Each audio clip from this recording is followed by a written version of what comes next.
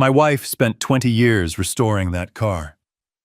When I found the garage empty, my son looked me in the eye and said he sold it because his wife wanted a luxury trip to Dubai.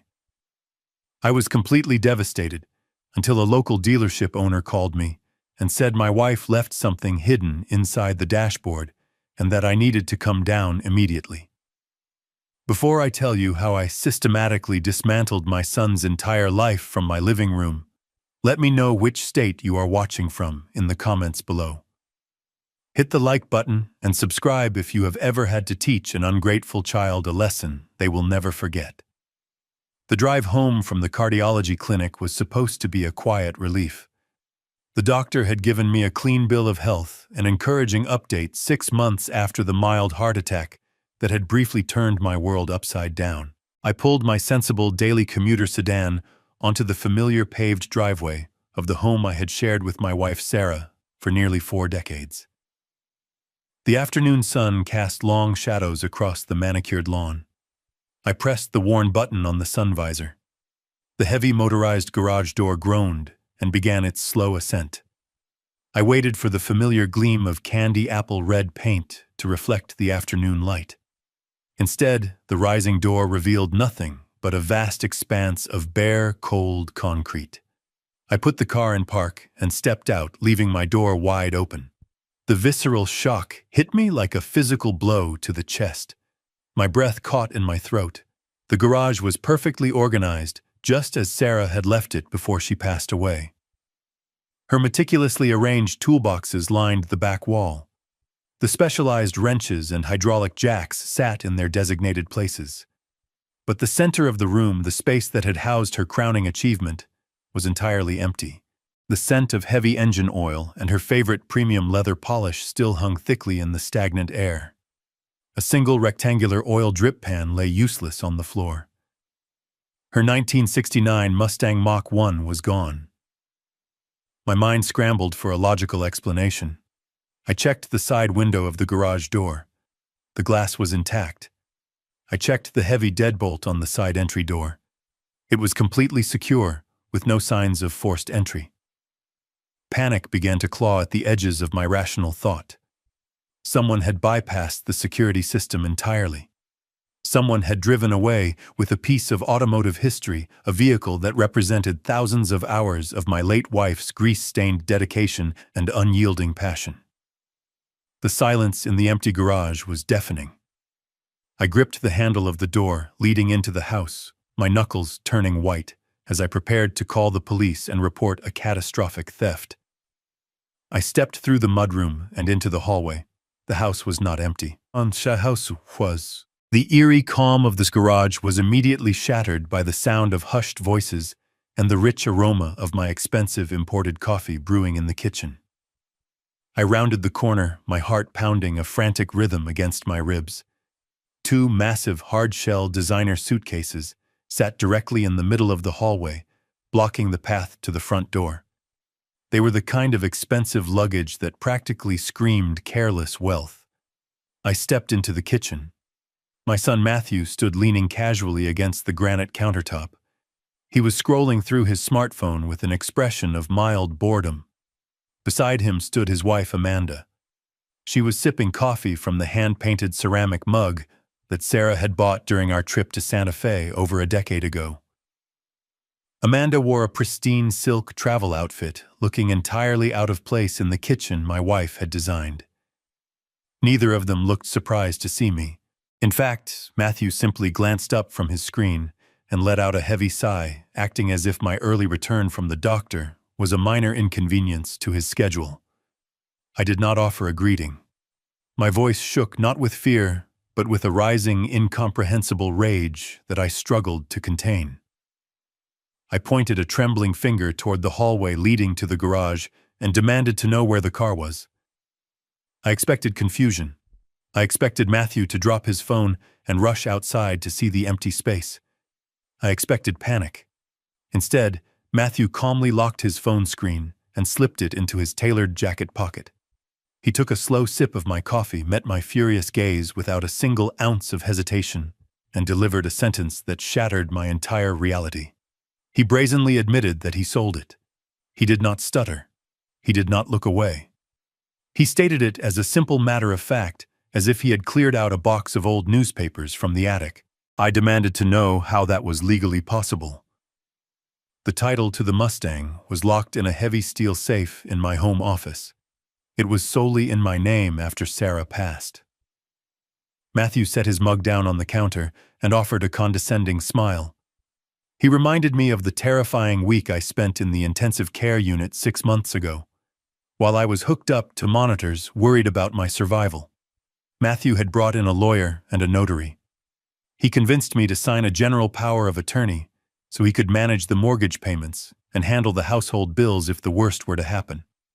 I had trusted my only child with my life and my livelihood. Matthew revealed that he had taken that document straight to a vintage automotive broker downtown. He used the legal authority I granted him in a moment of mortal vulnerability to authorize a duplicate title and transfer ownership of the Mach 1. He bypassed me entirely. He forged ahead with the sale of my wife's legacy, trading 20 years of her sweat and devotion for a direct wire transfer into his personal bank account. When I demanded to know why he would commit such a profound betrayal, his justification was even more sickening. He gestured toward the massive suitcases in the hallway. He stated that it was his 5th wedding anniversary.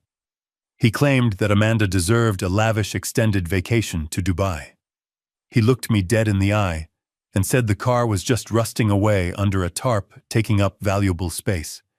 He argued that since he was my sole heir, the car would eventually belong to him anyway. In his twisted mind, he was simply taking an early advance on his inheritance to fund a luxury trip to the Middle East. He spoke of my wife's masterpiece as if it were a meaningless pile of scrap metal that he had brilliantly converted into first-class airline tickets and a penthouse hotel suite.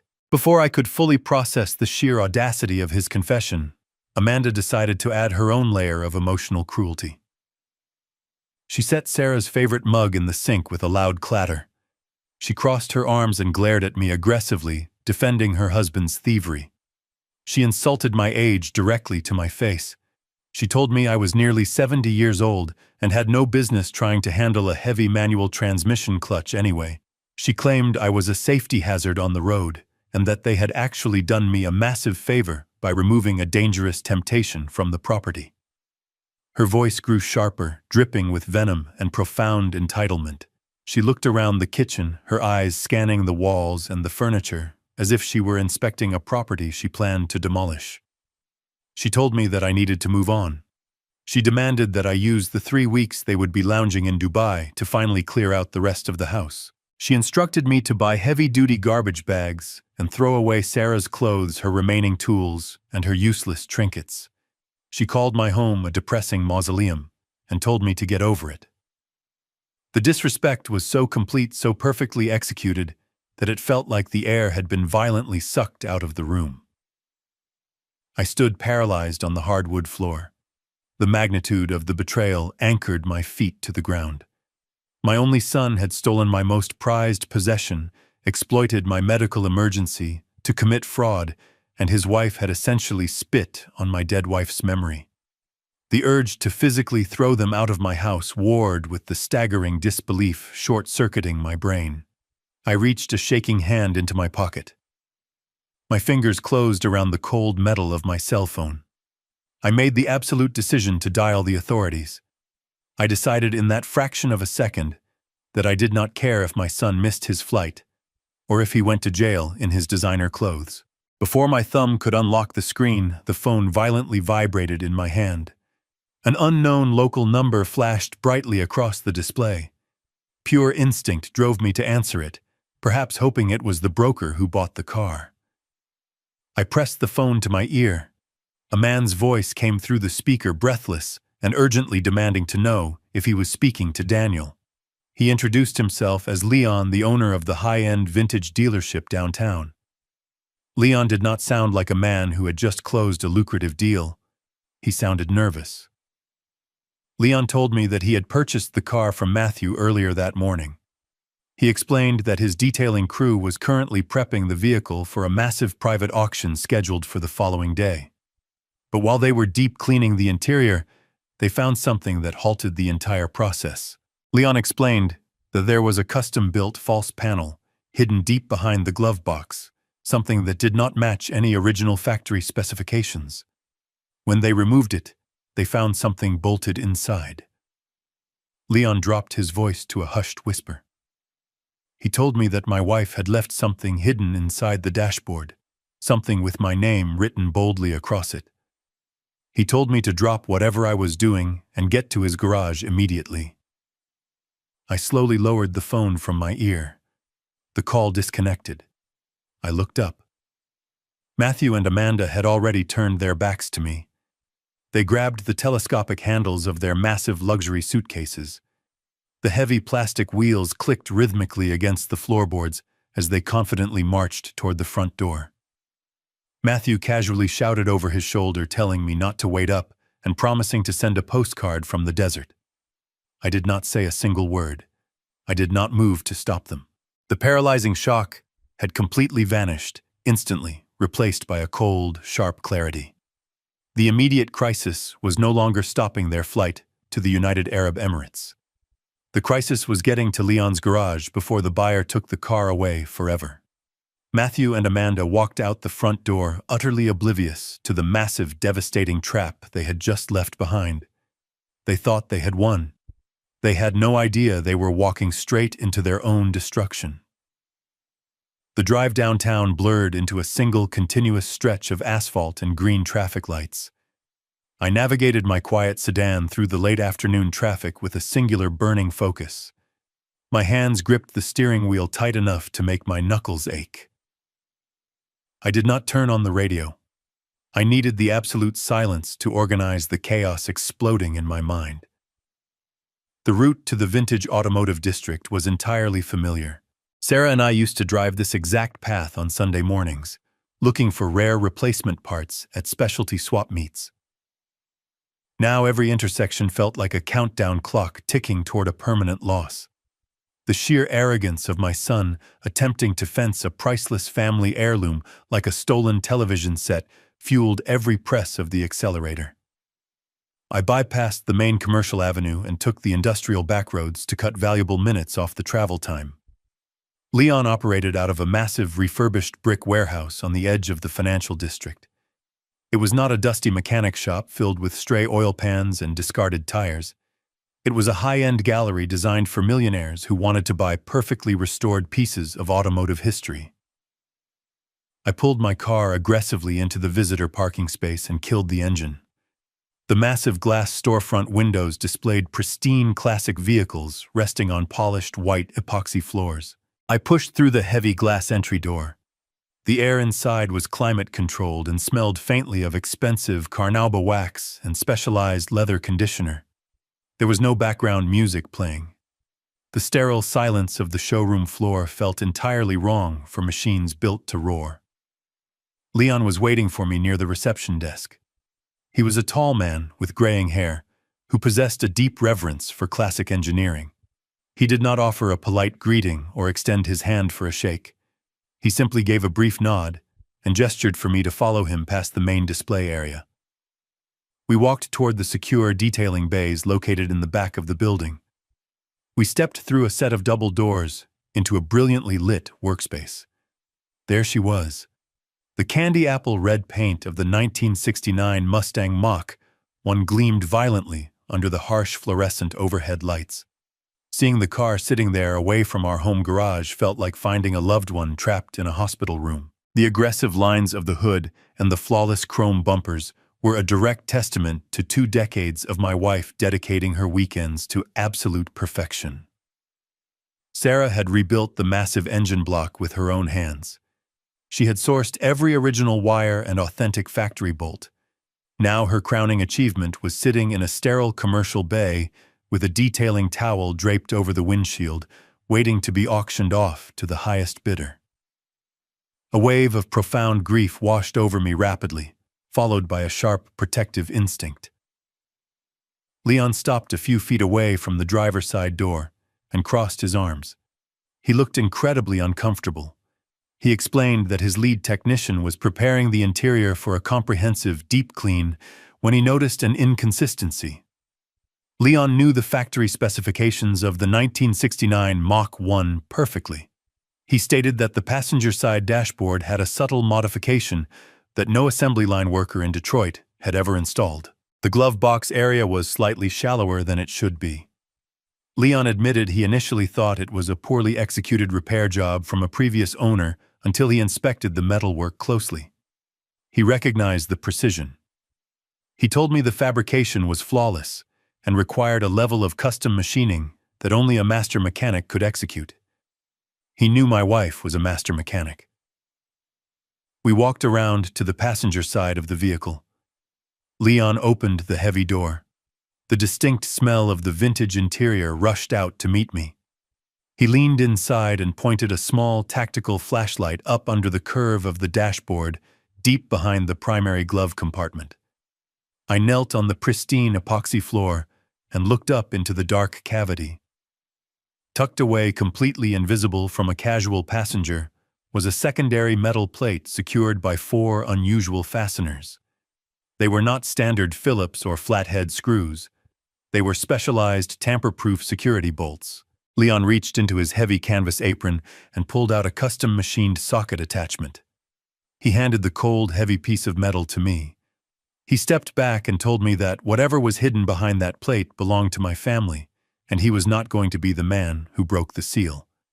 I gripped the specialized tool in my right hand and took a slow, deep breath. I reached under the dashboard to uncover the final secret my wife had left behind. I shifted my weight on the hard epoxy floor and angled my shoulders to fit beneath the passenger side dashboard. The space was incredibly cramped. The scent of old vinyl and wiring surrounded me. I guided the custom socket attachment toward the first tamper-proof bolt, holding the false metal plate in place. The heavy tool slipped perfectly over the strange groove. I applied a firm counterclockwise pressure. The bolt resisted for a fraction of a second before giving way with a sharp metallic snap. The sound echoed loudly in the cavernous detailing bay. I turned the wrench slowly. The threads were perfectly lubricated. Even in her secret modifications, my wife had maintained absolute mechanical perfection. Sarah never did anything halfway. If she was going to build a hidden compartment inside a classic muscle car, she was going to engineer it to outlast a nuclear blast. I moved the tool to the second bolt. My knuckles scraped against the rough edge of the undercarriage, but I hardly felt the sting. My entire focus narrowed down to the rotating steel. As I worked, a profound realization began to settle heavy in my chest. Sarah had not built this compartment for fun. She had not designed a custom security plate to store spare fuses or an extra set of keys. She had deliberately engineered an impenetrable vault inside her most prized possession. She had gone to extreme lengths to ensure that whoever sat in the passenger seat would never know it was there. She was hiding something. More importantly, she was hiding something from the people who had unrestricted access to our home. She was hiding something from our son. The third bolt came loose and dropped softly into the palm of my free hand. The thick metal plate shifted slightly downwards. I could feel the cold, heavy-gauge steel she had used to fabricate the false backing. I positioned the wrench over the final fastener. My breathing grew shallow. Up until this exact moment, I was just a grieving widower whose arrogant son had stolen a car. I was the victim of a cruel, opportunistic crime. But as I applied pressure to the last bolt, I felt a fundamental shift in my own identity. I was no longer just the victim of a theft. I was the man unlocking the final unread chapter of my wife's life. I gave the wrench one final hard twist, the last thread released. I caught the heavy metal plate before it could crash against the floorboards. I set it gently on the floor beside my knees. I aimed the small tactical flashlight directly into the dark, gaping cavity my wife had meticulously carved out behind the glove box. The space was completely lined with a dark, heat-resistant material. Resting perfectly flat inside the custom chamber was a thick silver envelope. It was not standard paper. It was a heavy-duty industrial-grade fireproof document bag sealed with a thick strip of reinforced security tape. I reached my hand into the dark space. The rough, textured material of the bag felt distinctly alien against the smooth, vintage vinyl of the car interior. I gripped the thick edges of the envelope and slowly pulled it free from its hiding place. The sheer weight of the package surprised me. It was dense. It felt incredibly substantial in my hands. I slid backwards across the polished floor and pulled myself up to a standing position. I clutched the silver envelope tightly against my chest. The physical extraction of this hidden object flipped a switch deep inside my mind. The paralyzing shock of finding my garage empty was completely eradicated. The sickening feeling of listening to my daughter-in-law insult my age evaporated into the sterile air of the commercial garage. Holding that heavy package, I felt my posture straighten. The trembling in my hands ceased entirely. I was holding a weapon my wife had forged in secret. I did not know what the documents contained yet, but I knew with absolute certainty that Sarah had prepared for this exact disaster. She had seen the greed festering inside our son long before my heart attack gave him the legal opportunity to strike. The dealership owner stood a few feet away, watching me with silent respect. He did not ask questions. He simply nodded toward a heavy stainless steel workbench resting against the far wall of the detailing bay. I walked over to the brightly lit station. Every step felt heavier and more deliberate than the last. The transition was complete. I was no longer the discarded old man left behind to clean out a dusty house while his ungrateful children flew first class to the Middle East. I was the executor of a devastating contingency plan. I placed the heavy fireproof envelope flat on the pristine metal surface of the workbench. The bright overhead lights reflected sharply off the silver material. The thick security tape securing the flap remained entirely intact.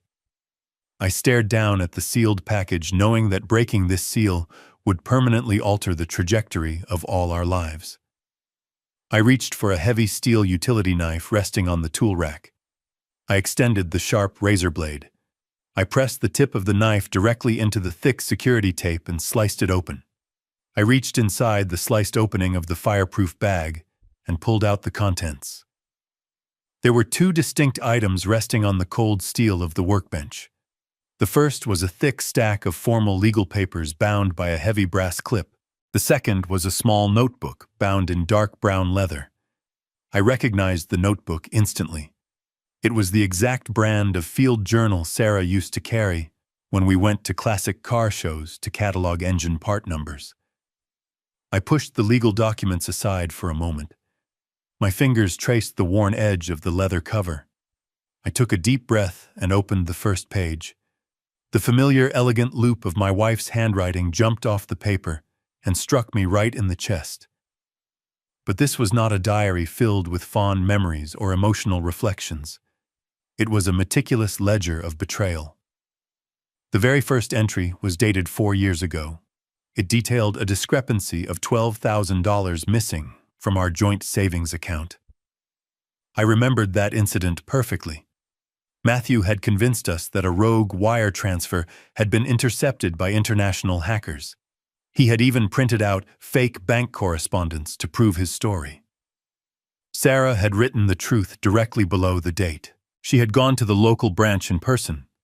She had pulled the security footage and the raw transaction logs.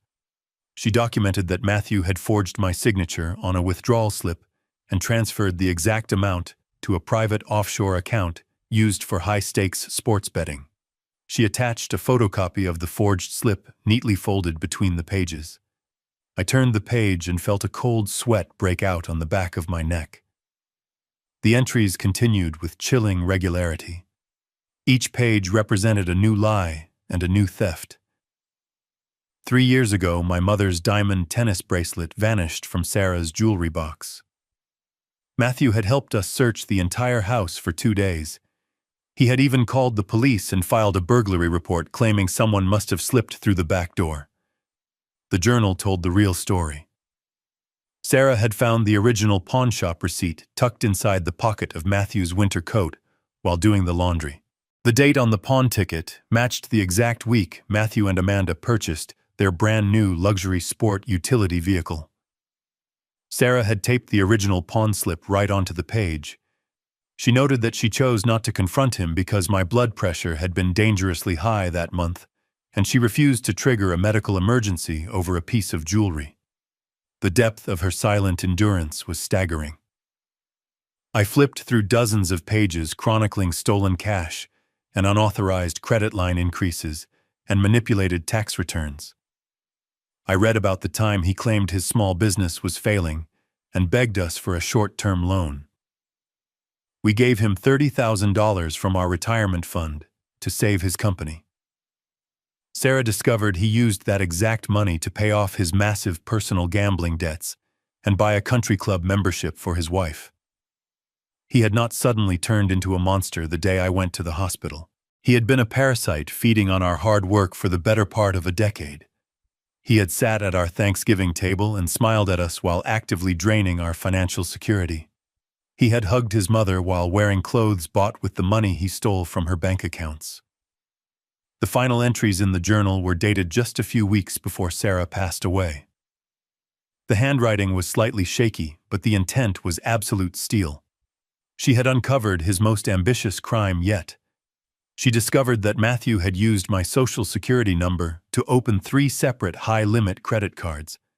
He had maxed them all out to fund a risky real estate investment that eventually collapsed. He had intercepted the mail to hide the statements. Sarah had spent her final days quietly paying off those fraudulent debts, using the last of her personal inheritance so I would never find out. She absorbed his massive financial sins entirely on her own. She carried the weight of our son's criminal depravity to her grave, just to protect my failing heart. I reached the final page of the leather journal. The ink was dark and heavily pressed into the paper. It was a direct message written explicitly to me. Sarah wrote that she loved me more than life itself, but she knew my fatal flaw. She knew I would always try to forgive our son. She knew I would always try to find a rational excuse for his terrible behavior, because I was a good father. But she wrote that Matthew was not a good son. She stated clearly that he was a predator who viewed our family solely as a financial resource to be exploited until nothing was left. She wrote that she could not die in peace knowing he would eventually leave me homeless and broken. The final sentence of the journal was a direct command. It told me to put down the notebook and read the legal document she had secured in the envelope. She promised me that she had built a permanent wall to protect our assets and that the time had come for me to lock the gate. I closed the leather journal. The soft thump of the cover hitting the metal workbench sounded like a judge bringing down a gavel. I did not feel any lingering weakness. I did not feel any desire to call my son and beg for an explanation. The illusion of my family was completely shattered and replaced by a cold, mechanical certainty. My wife had spent her final months gathering bulletproof evidence of multiple felonies. She had engineered a flawless case against the man who was currently flying first class to Dubai on her dime. I reached across the illuminated metal surface of the workbench and pulled the heavy stack of legal documents toward me.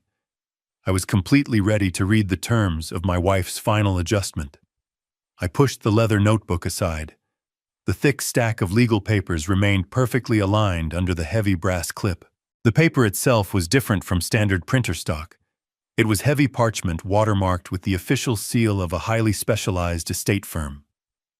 I recognized the letterhead immediately. It belonged to Bradley, a ruthless corporate trust attorney who Sarah had occasionally consulted during her years managing a successful auto parts supply chain. I had always assumed their relationship was strictly business. I was entirely wrong. I flipped open the thick, protective cover sheet. The bold, capitalized letters at the top of the first page dictated the absolute parameters of my new reality.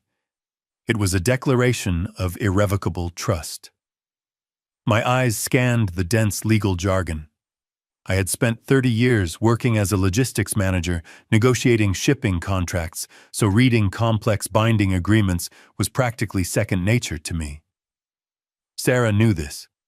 She knew I would understand the precise mechanical function of the trap she had built. The document was executed and fully notarized exactly 3 weeks before she suffered her final stroke. She had quietly transferred the entirety of her personal estate out of our joint names and placed it directly into this impenetrable legal fortress. She listed the primary residential property. She listed the high-yield investment portfolios. And on the third page, standing out with absolute clarity, she explicitly listed the 1969 Mustang Mach 1 down to the exact vehicle identification number.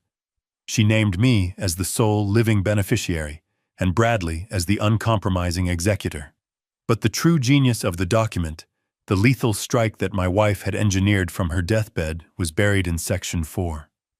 I ran my finger down the heavy paper, tracing the ink of a highly specific exclusionary clause. It explicitly stated that no secondary legal instrument, including any general or medical power of attorney, signed by me in the future, could ever authorize the sale, transfer, or liquidation of the assets held within this trust. It was an absolute legal firewall. Sarah had predicted the exact avenue of attack my son would use. She knew that as my health declined, Matthew would attempt to seize control through a power of attorney. She had built a reinforced steel door and welded it shut from the inside. The document I had signed in the hospital while hooked up to heart monitors was completely null and void regarding the car. Matthew had walked into the dealership carrying a piece of paper that possessed zero legal authority. The full weight of the situation slammed into my chest. This was no longer a bitter family dispute over borrowed property. This was no longer a civil matter that could be resolved over a tense dinner conversation. The moment Matthew signed that fraudulent title transfer and handed the keys to the dealership owner, he crossed a catastrophic boundary.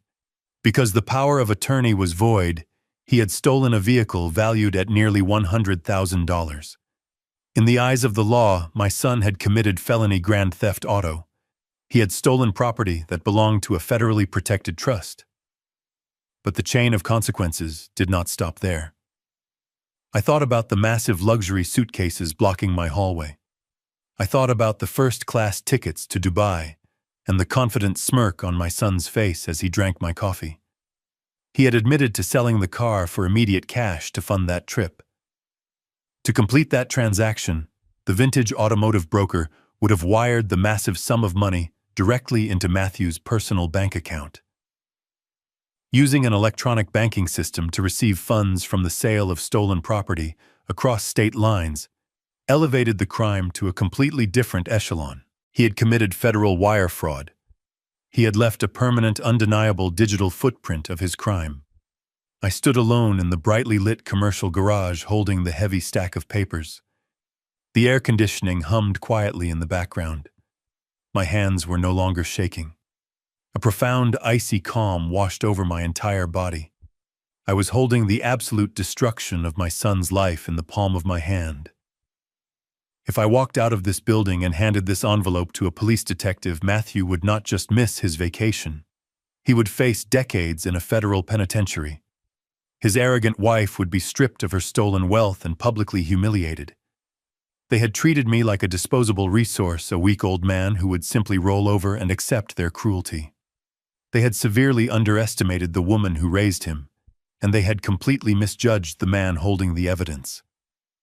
The trap was set perfectly, but I realized I had to manage the detonation carefully. If I called the authorities right now, they would flag Matthew at the airport before he boarded the plane.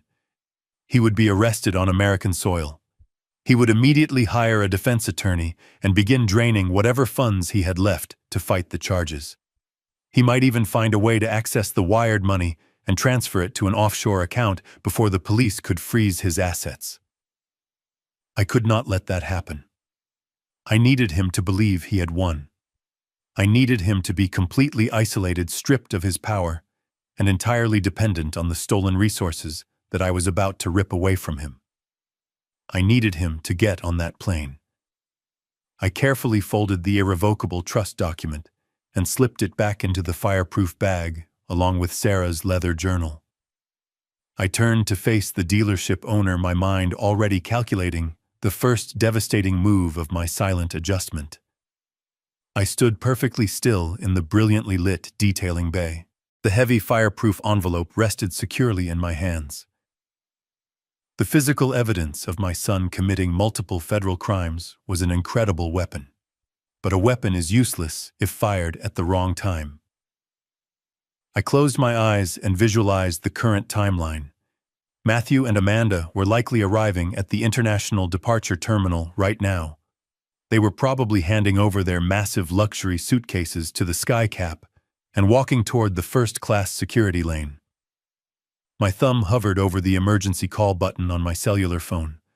The overwhelming urge to see my son dragged out of the airport in handcuffs was a powerful temptation. But my decades of managing logistics and supply chains taught me to look past the immediate gratification and calculate the long-term variables.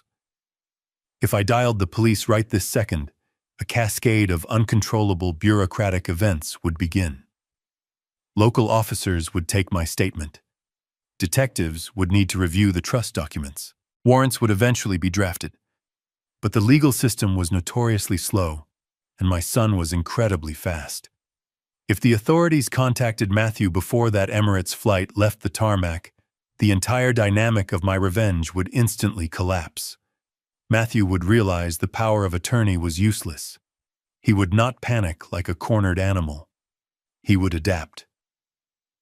While sitting in the airport lounge, he would use his smartphone to immediately wire the massive sum of stolen cash from his personal bank account into an untraceable offshore ledger. He would then cancel the Dubai trip and use whatever funds remained to hire the most aggressive criminal defense attorney in the city. His lawyer would spin the entire situation as a simple familial misunderstanding over complex estate planning. My son would claim I was suffering from cognitive decline after my heart attack. The stolen money would vanish forever. The classic car would be seized as evidence and tied up in a miserable civil litigation battle for years. Worst of all, Matthew would remain free walking the streets while I spent my remaining years fighting him in court. I could not allow that to happen. The only way to execute this strike effectively was to utilize the single greatest advantage I currently possessed. Total silence. Matthew firmly believed he had committed the perfect crime against a weak and unsuspecting old man. He felt completely invincible. I needed to weaponize his arrogance. I needed to wait until that massive commercial airliner was cruising at 30,000 feet over the cold, dark expanse of the Atlantic Ocean. Once the cabin doors were sealed and the aircraft entered international airspace, my son would be disconnected from the world. He would have no cellular service to move his money and no ability to hire legal counsel. He would be trapped in a flying metal tube, utterly helpless, while I dismantled his entire life on the ground. But before I could spring the trap, I had an immediate logistical problem to solve. The car was still incredibly vulnerable. The high-end private auction was scheduled for tomorrow morning. I turned my attention back to the dealership owner. Leon was standing quietly near the workbench, respectfully waiting for my instructions. I knew I could not simply take the keys and drive the vehicle home today.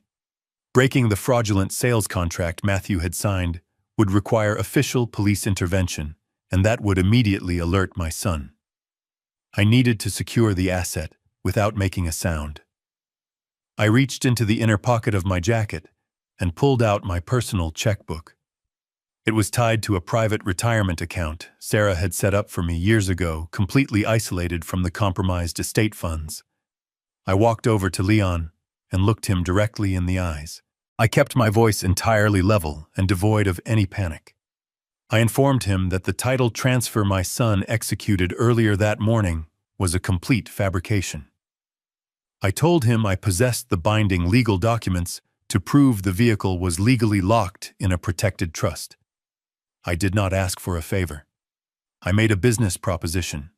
I asked Leon to completely halt the auction process and quietly move the car into the most secure climate-controlled storage bay on his property.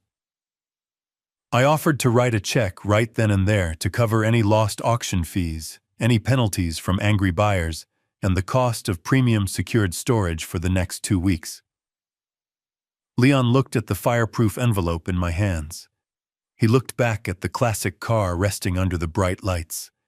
He understood the immense gravity of the situation without needing the specific details. He nodded his head and accepted my terms. The car was safe. The silence was maintained. The first phase of my adjustment was officially complete. Now it was time to visit a lawyer and build a cage for my son. I placed my personal checkbook flat on the stainless steel workbench right next to the heavy fireproof envelope. This specific checking account was tied directly to a private retirement fund I had established decades ago.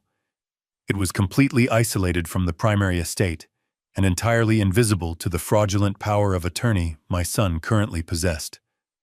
Matthew thought he had drained my financial leverage, but he was completely mistaken. I clicked my pen and looked directly at the dealership owner. I needed absolute cooperation, and I was willing to purchase it at a premium. I told Leon that I needed him to permanently cancel the scheduled auction. I instructed him to immediately transport the car from the accessible detailing bay into the most secure, restricted storage facility on his property. I offered him a sum of money that vastly exceeded whatever commission he stood to make from the fraudulent sale. I explained that this payment would cover his lost revenue, the inconvenience of canceling the auction, and the guarantee of his total silence for the next 2 weeks. Leon did not immediately accept the offer. He was a legitimate businessman who operated a highly respected establishment, and he needed absolute assurance that he was not becoming an accessory to a crime. He respectfully asked to see the legal proof I had mentioned. He needed to know that I possessed the true legal authority to halt a transaction that had already been processed through his accounting department. I reached into the silver bag and extracted the thick stack of watermarked parchment. I did not show him the leather journal containing the heartbreaking evidence of my son stealing from his family. I only showed him the ironclad legal weapon. I opened the irrevocable trust document to the 3rd page and pointed directly to the specific, exclusionary clause my wife had engineered. Leon leaned over the workbench and read the dense legal text. His eyes scanned the exact vehicle identification number, matching the classic muscle car sitting mere feet away from us. He read the stringent parameters stating that no secondary legal instrument could ever override the authority of this trust. As a man who dealt with high-value asset transfers, Leon recognized the airtight nature of the document instantly. The heavy parchment was fully notarized legally, binding and completely devastating to the fake title my son had provided. Leon slowly straightened his posture and handed the document back to me. He let out a long breath and shook his head. He realized the incredible magnitude of the felony my son had committed inside his office just a few hours prior. He stated clearly that he wanted absolutely no part in fencing stolen property for a criminal. He accepted my terms without any further negotiation. I wrote out the substantial check and handed it across the table. Leon folded the paper and slipped it into his apron pocket. He walked over to the wall-mounted intercom system and paged his 2 most trusted senior technicians. When the mechanics arrived, Leon gave them strict, explicit orders. He told them to drop whatever projects they were currently handling and prepare the secure warehouse vault at the back of the property. He commanded them to carefully push the classic vehicle by hand to avoid drawing any unnecessary attention. I stood back and watched the immediate execution of my first defensive maneuver. The 2 technicians placed their hands on the polished chrome bumpers and slowly rolled the heavy candy apple red machine out of the brightly lit detailing bay. I followed them, walking alongside the car my wife had spent 20 years perfecting. We arrived at a massive steel-reinforced door located at the very rear of the industrial building. The technicians rolled the car inside the dark, cavernous space. Leon flipped a heavy switch on the wall. The interior of the vault illuminated, revealing a climate-controlled environment designed specifically to protect million-dollar investments. The mechanics secured the vehicle, placed blocks behind the tires, and draped a heavy, opaque cover over the pristine paint job. They quietly exited the vault and returned to their stations. Leon stepped out of the room and grabbed the heavy steel handle of the warehouse door. He looked at me one last time before pulling it shut. The massive metal door closed with a resounding and permanent thud. I listened to the heavy deadbolts sliding into place. The physical locking of that door represented the absolute turning point in my war against my son. My immediate logistical problem was entirely solved. I thanked Leon for his absolute professionalism and walked out of the dealership into the fading afternoon sunlight. The classic car was safe.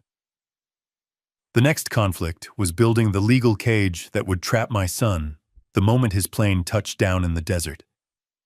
I left the industrial district behind and steered my sedan toward the towering glass structures of the downtown financial center. The afternoon traffic had thickened, but I barely registered the sea of brake lights. My mind was entirely consumed by the logistics of the impending strike. I navigated into the subterranean parking garage of a towering high-rise and took the express elevator to the 42nd floor. The polished chrome doors slid open to reveal the immaculate reception area of the corporate law firm my wife had trusted with her final wishes. The environment was designed to intimidate. The floors were imported marble, and the walls were lined with dark, rich wood paneling. I did not pause to admire the expensive decor. I walked directly past the receptionist without offering my name. I knew exactly where I was going. I pushed open the heavy solid oak door leading into the corner office. Bradley was sitting behind a massive mahogany desk, reviewing a digital tablet. He was not a warm family lawyer who handed out hard candies and offered sympathetic smiles. He was a high-powered corporate trust attorney, known for destroying hostile corporate takeovers and shredding opposing legal counsel in civil court. He was exactly the kind of ruthless predator my wife knew I would need when the time came to fight my own blood. He looked up from his screen, clearly annoyed by the sudden, unannounced intrusion. His expression immediately softened into a mask of sharp, professional curiosity when he recognized my face. I did not sit down in the plush leather guest chair. I did not offer a handshake or engage in any polite small talk about the weather or my recent health scare. I walked straight up to the edge of his expansive desk. I raised my hand and dropped the heavy silver fireproof envelope directly onto the polished wood surface. The dense package landed with a heavy, authoritative thud that seemed to echo in the quiet room. I looked Bradley directly in the eyes and told him that Sarah's contingency plan had officially been activated. Bradley did not ask any questions. He leaned forward and carefully slid the thick envelope toward him. He reached inside and extracted the thick stack of watermarked parchment containing the irrevocable trust and the worn leather journal. He placed the notebook to the side for a moment and focused entirely on the legal document. I watched his eyes track back and forth across the dense paragraphs. I watched the slight furrow form on his brow as he reviewed the specific exclusionary clauses my wife had engineered. He flipped to the signature page and verified the official notary seals. When he finished the primary document, he picked up the small leather journal. I instructed him to read the final 3 entries. The silence in the corner office was absolute. The only sound was the faint hum of the central air conditioning and the sharp rustle of thick paper turning. I stood motionless like a soldier waiting for a commanding officer to confirm the target coordinates. I watched the blood drain slightly from the attorney's face as he read my wife's meticulous documentation of our son's financial depravity. He read the attached pawn shop receipts and the forged bank withdrawal slips. He read the final entry detailing the fraudulent credit cards opened in my name. When he finally closed the leather cover, he took a slow, measured breath. He removed his expensive reading glasses and rested his elbows heavily on the desk. Bradley looked at me with a completely new level of respect. He stated that in his 30 years of practicing corporate law, he had rarely seen a trap engineered with such devastating perfection. I asked him to clarify the exact legal standing of my son's actions from earlier that morning. Bradley did not mince his words. He switched into a clinical, highly aggressive legal mode.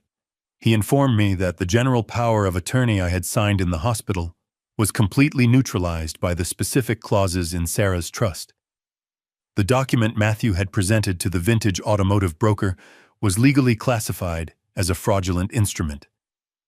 He leaned back in his leather chair and began listing the charges as if reading from a criminal indictment.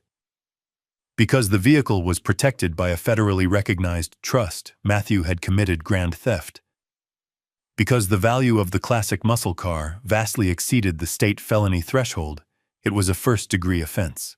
Bradley continued explaining that because the dealership owner had undoubtedly wired the massive sum of cash directly into my son's personal bank account, the crime had automatically crossed into the jurisdiction of federal wire fraud. He confirmed with absolute certainty that my son was currently sitting on a commercial airliner, having successfully committed multiple high-level felonies that carried mandatory prison sentences. I felt a tight knot of lingering anxiety completely dissolve in my chest. The dealership owner had confirmed the physical security of the vehicle, and now one of the most ruthless attorneys in the city had just confirmed the absolute legality of my revenge.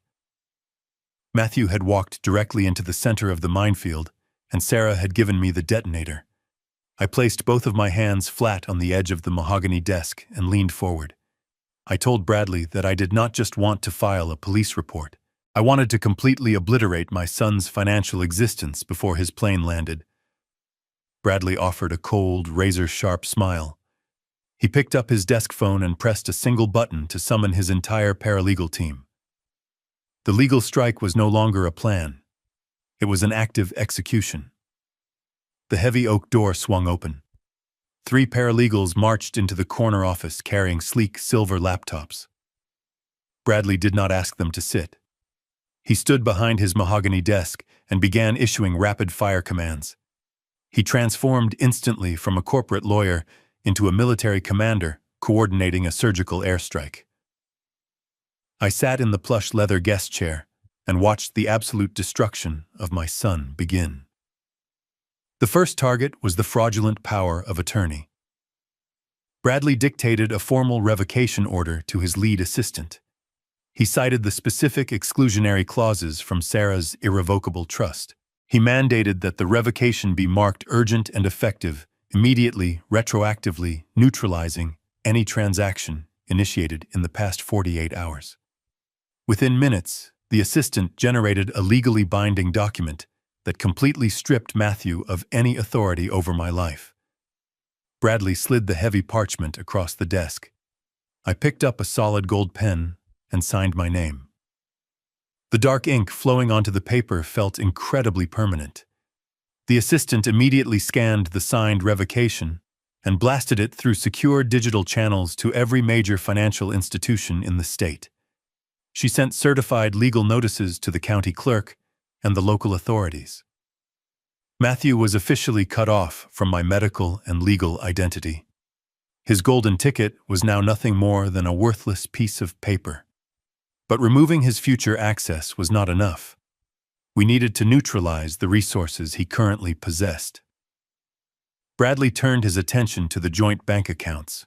These were the accounts I had naively allowed Matthew to access years ago to help manage my household bills. This was the exact destination where the vintage automotive broker had wired the massive sum of cash for my wife's stolen car. Bradley dialed the direct emergency line for the executive fraud department of the National Bank.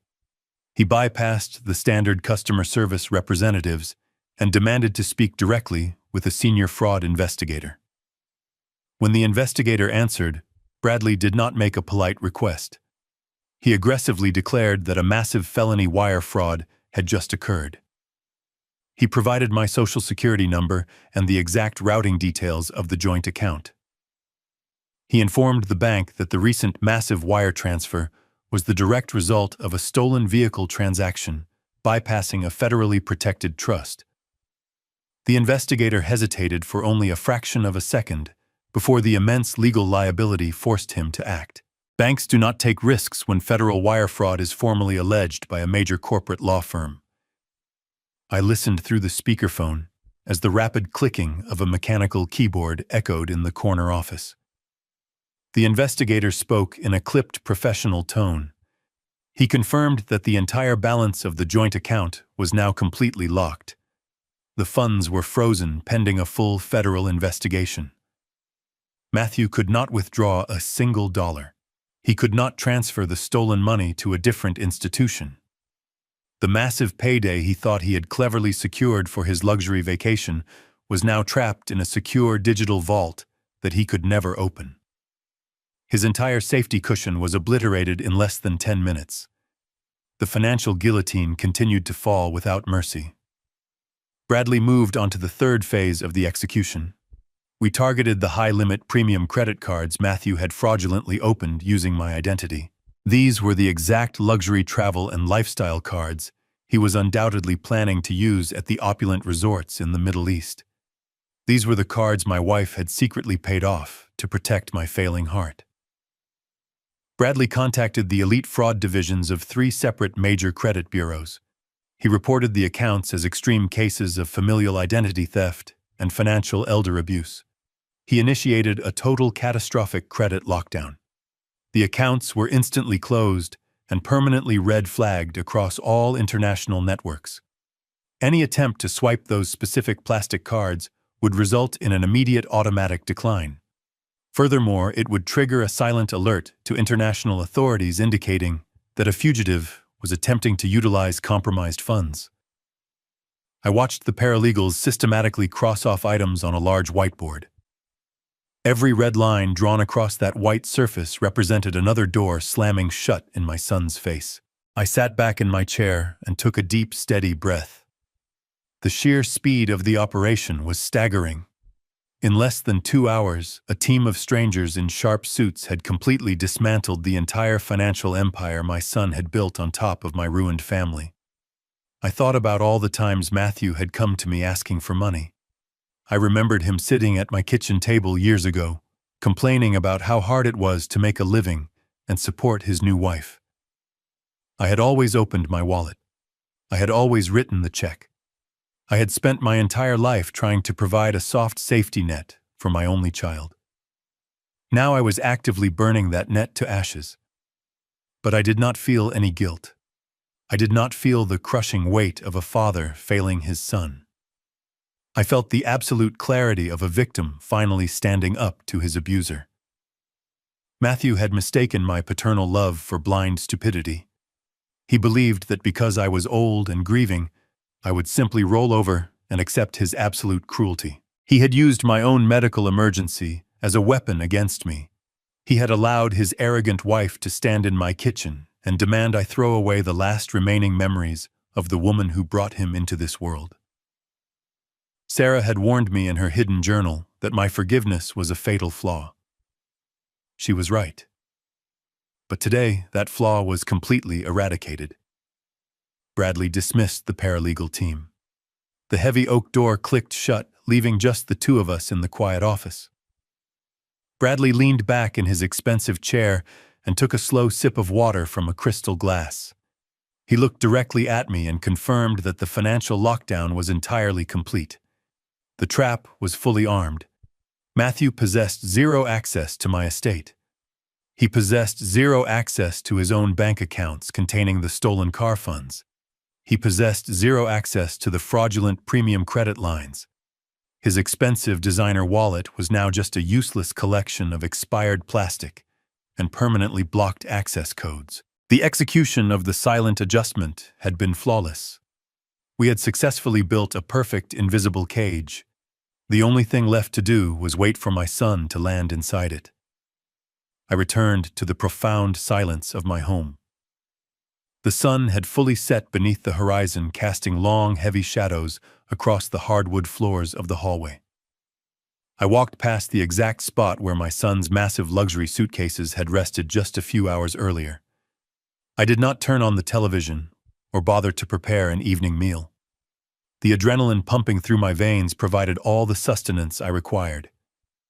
I walked directly into my quiet home office and sat behind my heavy oak desk. I opened my laptop and loaded a global commercial aviation tracking website.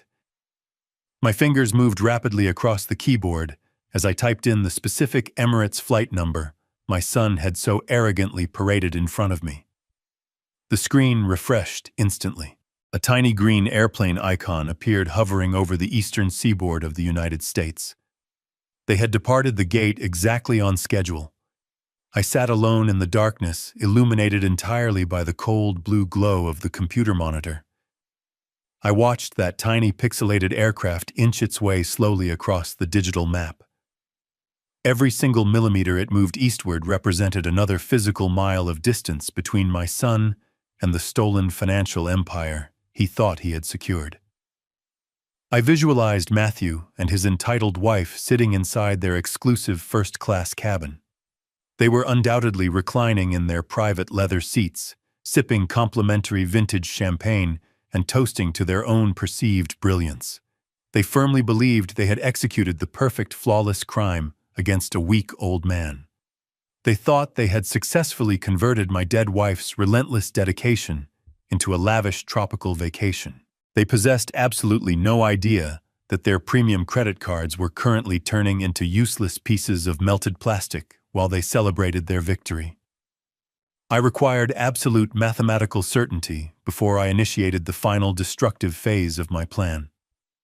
I could not risk a sudden medical emergency on board or a mechanical failure forcing the pilots to turn the aircraft around and land prematurely on American soil. I had to wait patiently until they passed the definitive point of no return. I sat perfectly motionless in my leather desk chair for 3 agonizingly slow hours. I watched the green icon leave the safety of the continental United States and drift out over the vast, terrifyingly dark expanse of the Atlantic Ocean. I waited until the live flight telemetry indicated they were cruising at 35,000 feet, directly midway between 2 massive continents. They were completely surrounded by thousands of miles of freezing water and thin air. They possessed absolutely zero cellular service and no ability to contact their frozen bank accounts or hire emergency legal representation. They were floating through the night sky inside a luxurious aluminum cage, completely deaf and blind to the catastrophic legal firestorm I was actively fueling on the ground. The timing was finally perfect. I reached across the desk, picked up my cell phone, and dialed the direct emergency line for my corporate attorney. Bradley answered the phone on the very first ring. I did not bother with a polite greeting or ask about his evening. I simply stared at the blinking green icon on my computer screen and told him to release the hounds. Bradley confirmed the instruction with cold, ruthless, professional efficiency. He informed me that his senior legal team had remained standing by at the county courthouse, waiting for my explicit authorization. He officially submitted the comprehensive criminal complaint directly to the on-call district attorney. His team presented the sworn affidavits, the certified irrevocable trust documents, and the undeniable digital proof of the fraudulent wire transfer connecting my son to the stolen funds. Bradley stayed on the secure line to narrate the rapid bureaucratic destruction of my son's freedom. He explained that the district attorney recognized the extreme severity of the multiple federal crimes immediately. The prosecutor also recognized the undeniable high flight risk demonstrated by the international travel destination. A state judge was awakened to review the ironclad evidence my wife had so meticulously prepared. The judge immediately signed the emergency arrest warrants without a single moment of hesitation. My son was no longer just a greedy, ungrateful child who had stolen from his grieving family. Matthew was now officially classified by the government as a federal fugitive wanted for first-degree grand theft auto and international wire fraud. The legal machinery moved with terrifying speed. His name, his passport number, and his physical description were instantly uploaded into the global criminal databases. When that massive commercial airliner finally touched down in the United Arab Emirates, the local border control authorities would be fully aware of his active fugitive status. I thanked Bradley for his flawless tactical execution and ended the phone call. I leaned back heavily in my office chair and stared at the glowing flight tracker one last time. The invisible trap had violently snapped shut. There was no possible avenue of escape. Matthew had willingly traded his family, his freedom, and his entire future for a single luxury plane ticket. Now he was flying completely blind toward a brick wall, and I was the man who had laid the mortar. I slowly closed the lid of my laptop, plunging the home office into total darkness. The glowing green icon disappeared, but the reality of my actions remained entirely solid. I had just initiated a sequence of events that would completely destroy my only child. Society often dictates that a parent must offer unconditional forgiveness, regardless of the pain inflicted upon them. Society demands that blood must always remain thicker than water. But as I sat in the quiet, dark room, I realized that blood can also be toxic. Blood can harbor a parasite that slowly drains you until there is nothing left but an empty shell. I refused to be that shell. I refused to let my wife's memory be pawned off to fund the arrogance of a boy who had lost his soul years ago. I stood up from my desk, feeling a profound sense of closure regarding the legal battle. The offensive strike was entirely complete. Now I needed to focus on the physical sanctuary of my home before the inevitable fallout reached my front door. The morning sun pierced through the living room windows, casting sharp geometric shapes across the floorboards. I had not slept a single hour. My body was exhausted, but my mind was completely wired with the cold, calculating energy of a man preparing for a siege. The legal and financial traps were perfectly set and currently hurtling through international airspace. However, my physical sanctuary was still fundamentally compromised. Matthew possessed a heavy brass key to the front door. He knew the access code to the side garage entry. For years, I had willingly given him unrestricted access to my home, believing he was my family. Now I knew he was simply a thief waiting for another opportunity to strike. I could not allow him or anyone he might contact to step foot on my property ever again. I picked up my phone and dialed the number for a premium private security firm I had researched during the early hours of the morning. I did not want a standard alarm system that simply made a loud noise. I wanted an impenetrable fortress. I explained my situation to the dispatcher, utilizing a tone that brokered absolutely no negotiation. I requested their elite rapid response installation team and offered to pay triple their standard emergency rate to have them at my house within the hour. Money was no longer an object of preservation. It was a tool of absolute defense. Within 45 minutes, 2 heavy commercial vans pulled into my driveway. 4 technicians wearing crisp, tactical uniforms stepped out carrying heavy equipment cases. I met them at the front door and gave them a single sweeping directive. I told them to completely sever my home from its past. The lead technician nodded, and his team immediately went to work. The peaceful quiet of my suburban neighborhood was quickly replaced by the aggressive whine of power drills and the heavy thud of metal components locking into place. I watched as they systematically removed every single original brass deadbolt from the exterior doors. They replaced them with heavy-duty biometric locks, reinforced by solid steel strike plates embedded deep into the wall frames. The old garage keypad was completely dismantled and replaced with a modern encrypted scanner. They mounted high-definition night vision cameras at every possible angle covering the driveway, the backyard, and the side street. Every window on the ground floor was retrofitted with shatterproof security film and sensitive glass break sensors. They ran miles of hidden wiring through the attic, connecting the entire network to a central processing unit, securely hidden inside my master bedroom closet. By early afternoon, the transformation was entirely complete.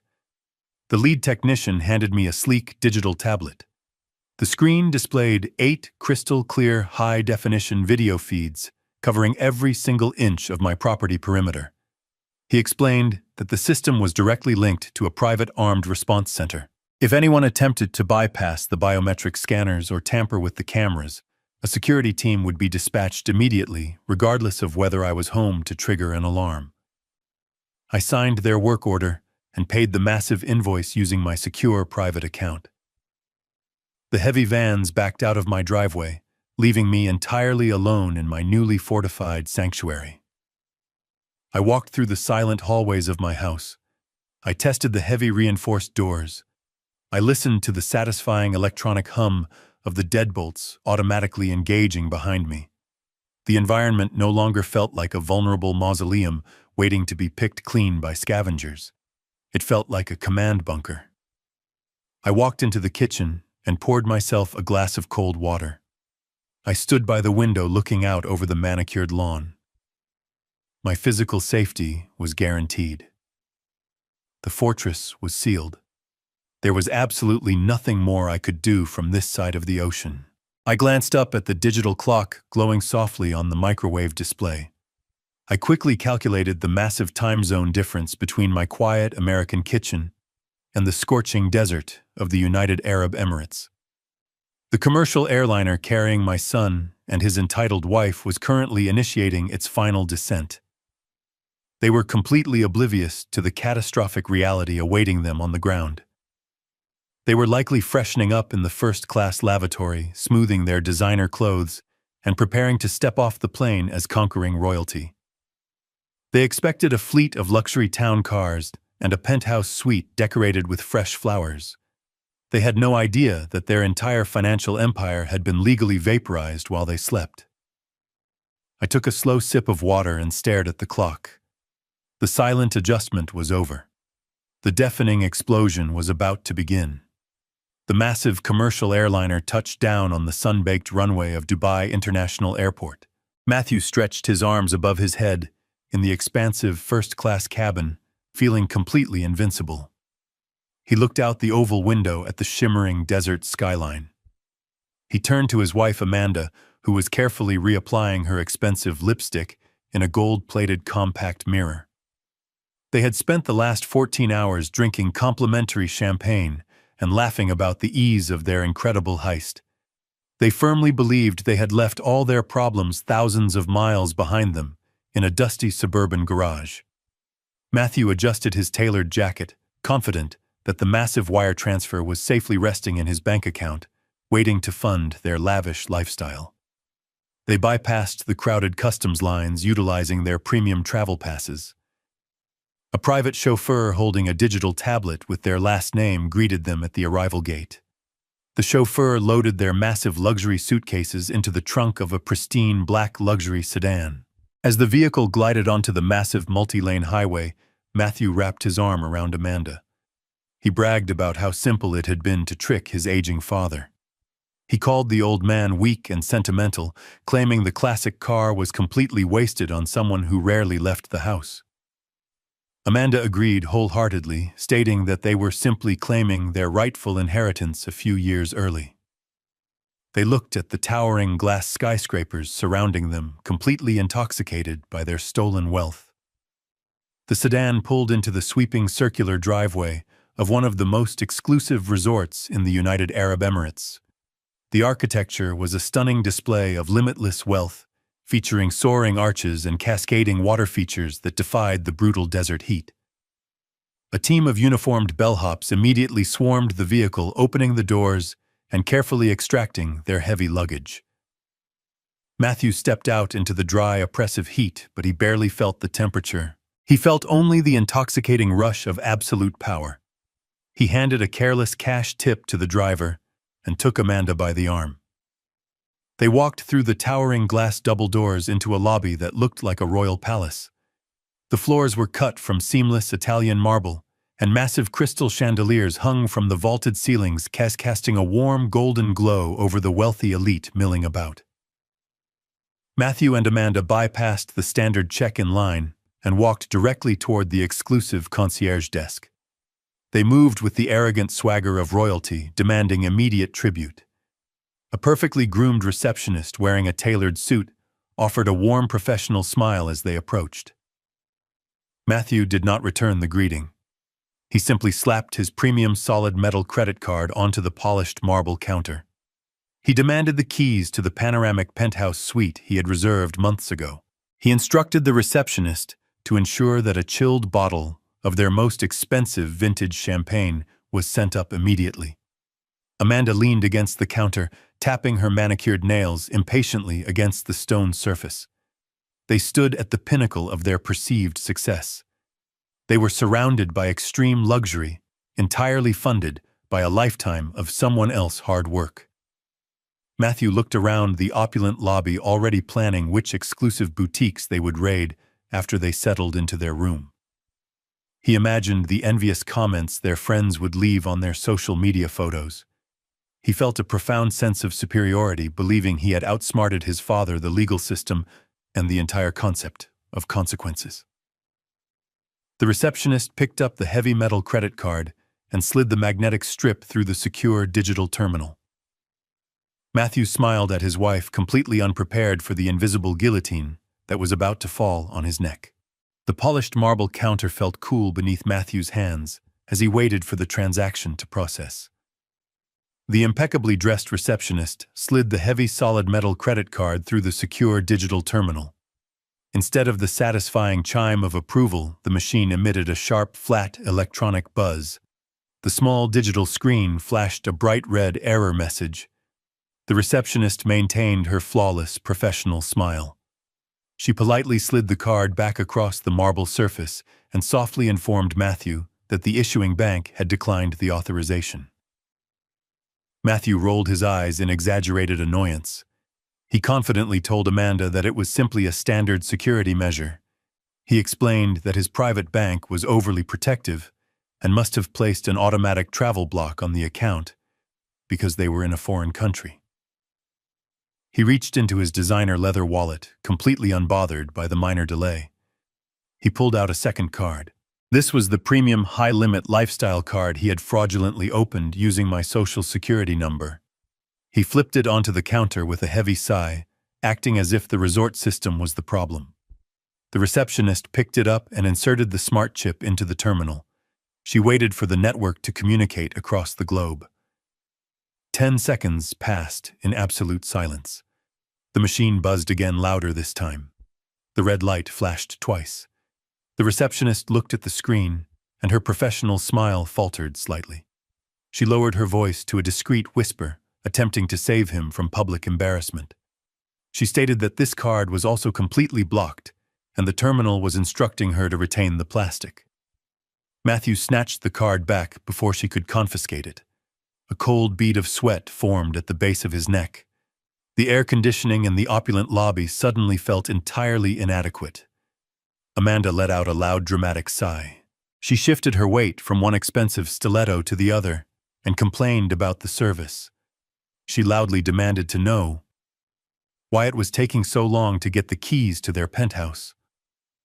Her voice echoed off the vaulted ceilings, drawing the attention of several wealthy guests standing nearby.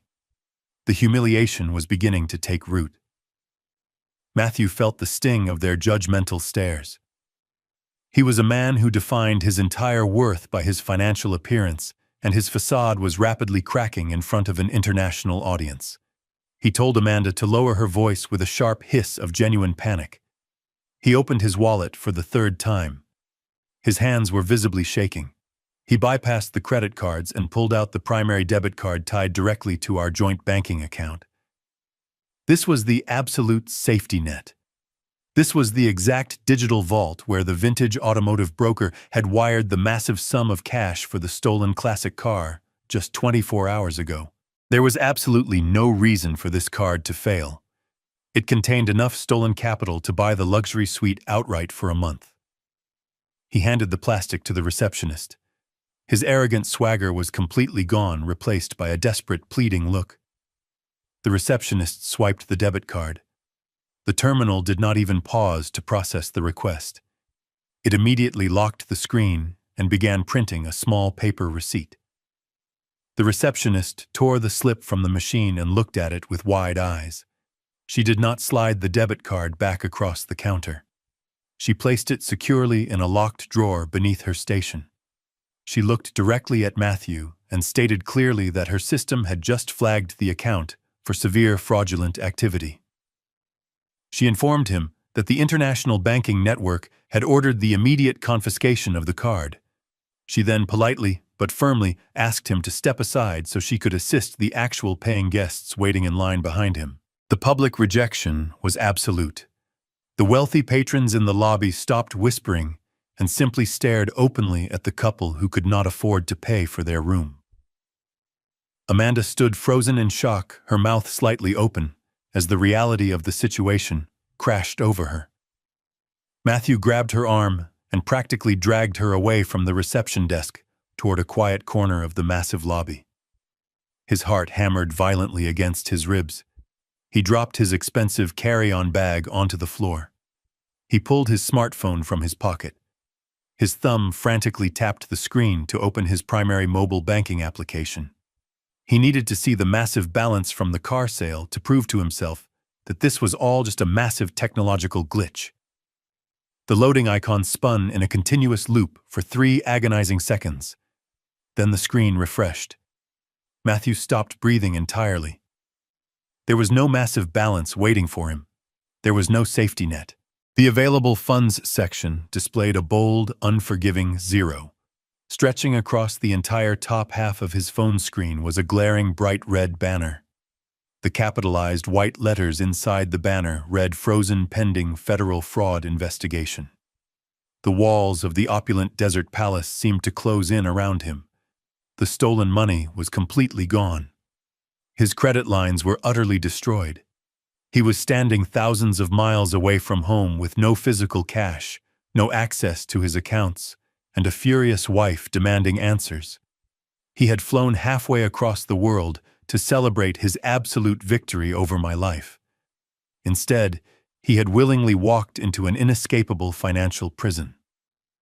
The foundation of his arrogant reality shattered into a million unrecoverable pieces. Matthew stood trapped in the corner of the opulent lobby. The towering marble pillars surrounding him no longer looked like magnificent symbols of his absolute success. They felt like the solid, heavy bars of a golden cage. Amanda paced furiously back and forth in front of him. Her expensive designer heels clicked aggressively against the polished stone floor.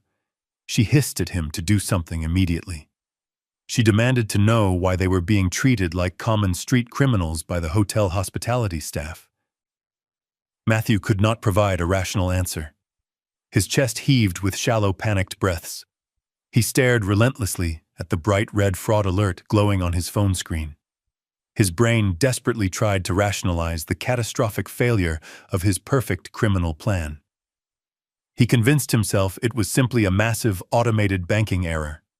He assumed a mindless computer algorithm had incorrectly flagged the massive international transaction. He firmly believed a single aggressive phone call to his father could resolve the entire humiliating nightmare. Matthew navigated to his contacts list and dialed my number. His thumb pressed the glass screen with frantic, excessive force. He pressed the phone tight to his ear and listened to the hollow electronic tone of the international connection ringing. He paced in a tight, anxious circle. He deliberately ignored the wealthy international guests who were still staring openly at their public disgrace. He rapidly rehearsed the specific lies he was going to tell me. He planned to act deeply annoyed rather than terrified. He planned to blame my supposed technological incompetence for the banking freeze. He still firmly believed I was the weak, grieving old man he had callously left behind in the kitchen. He still thought he held the invincible power of attorney and maintained absolute control over my entire life. Halfway across the world, I sat completely still in the profound silence of my living room. The heavy reinforced electronic door locks hummed softly in the background. The newly installed security cameras constantly monitored the perimeter of my impenetrable fortress. The house was completely dark except for a single warm reading lamp illuminating the heavy leather chair where I sat. I had the heavy silver fireproof envelope resting securely on the side table right next to me. My cell phone rested quietly on my lap. I had been waiting for this exact moment for several long hours. When the screen finally illuminated brightly with an incoming international video and audio call, I did not rush to answer it.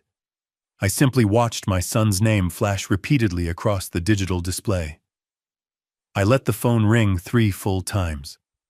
I wanted him to feel the heavy, agonizing weight of those passing seconds. I wanted his internal panic to ripen fully before I picked up the receiver.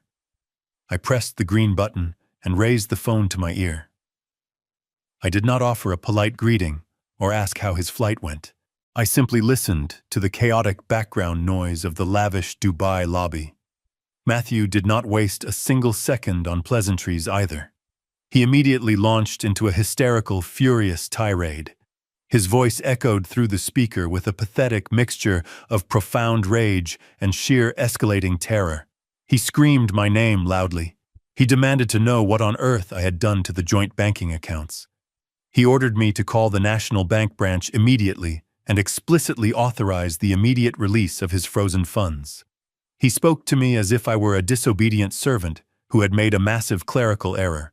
He threatened to have me permanently placed in a restrictive assisted living facility the very moment he returned home if I did not fix the problem right, that exact second.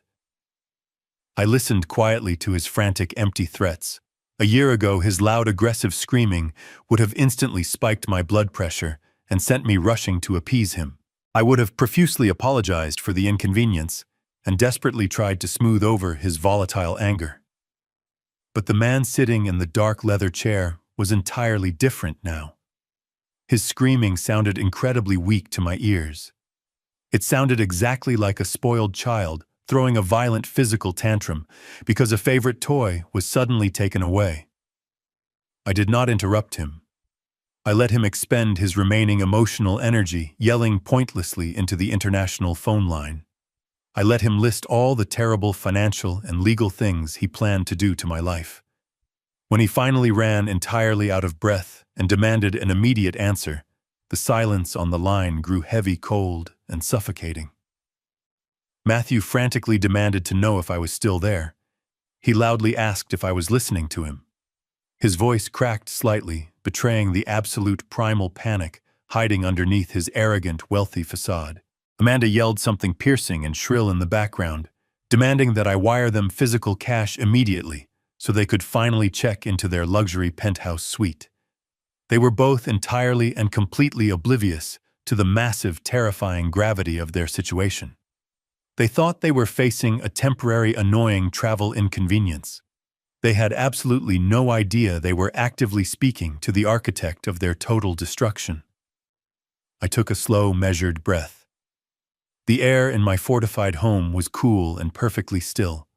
I kept my voice incredibly low, steady, and entirely devoid of any sympathetic emotion. I did not match his frantic screaming. I did not sound angry, bitter, or vindictive. I sounded exactly like a judge delivering a final, unalterable sentence. I told Matthew that I had not made a mistake. I informed him that I was the one who personally contacted the executive fraud department of the National Bank branch. I stated clearly, and without hesitation, that I was the one who legally ordered the complete lockdown of the joint accounts and the permanent cancellation of every single premium credit card in his designer wallet. The silence on the other end of the line was absolute and terrifying. The chaotic background noise of the wealthy Dubai lobby seemed to fade away completely into nothingness. I could hear Matthew breathing heavily and erratically into the receiver. His arrogant brain was violently struggling to process the impossible information I had just delivered. The concept of me finally standing up to him was so entirely alien to his established reality that it simply did not compute. He stammered slightly over his next words. He aggressively asked me what I was talking about.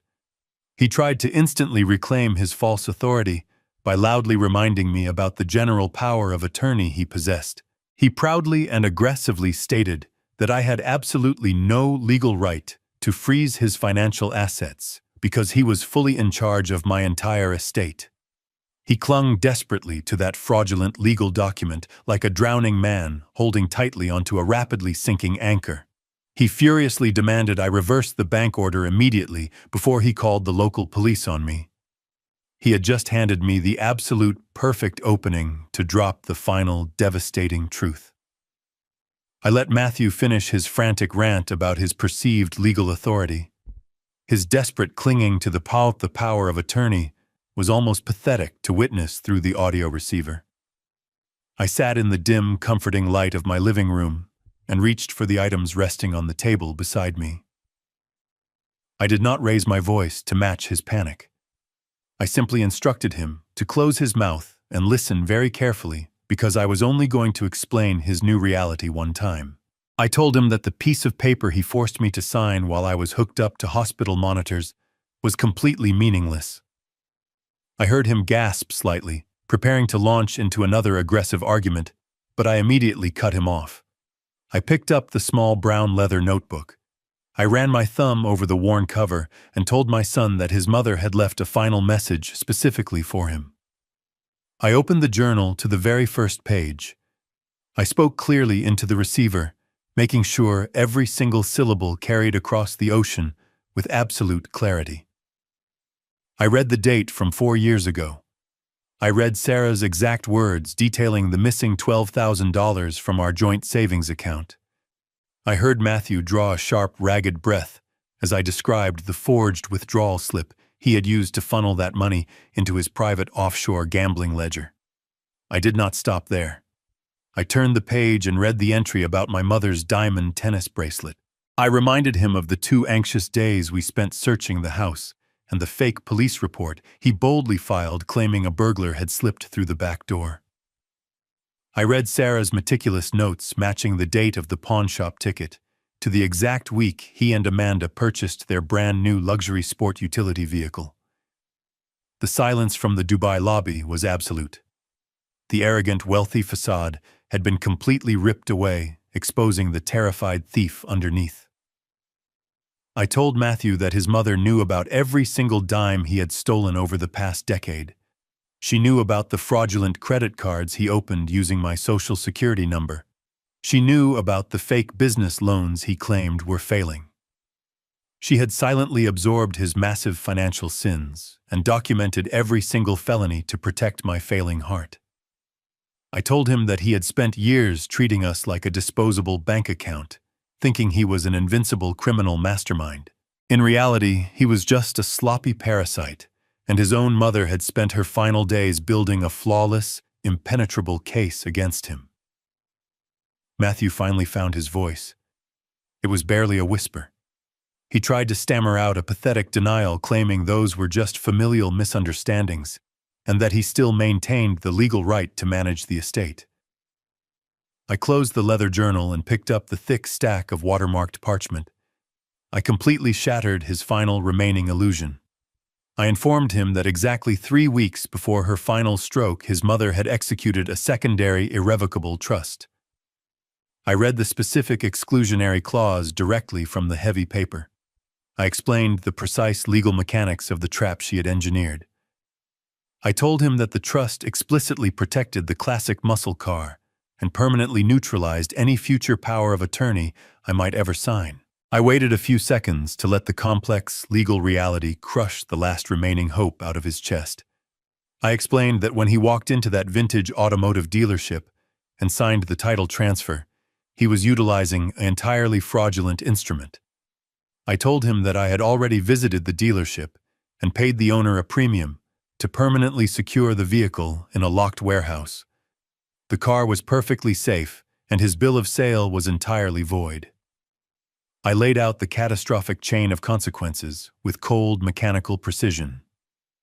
I stated that stealing a vehicle of that immense value from a federally protected trust constituted first-degree grand theft auto.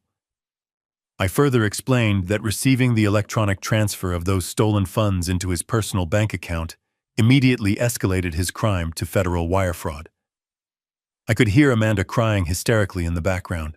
Her shrill voice echoed over the phone line as she finally began to understand that her luxury vacation had just turned into a permanent nightmare.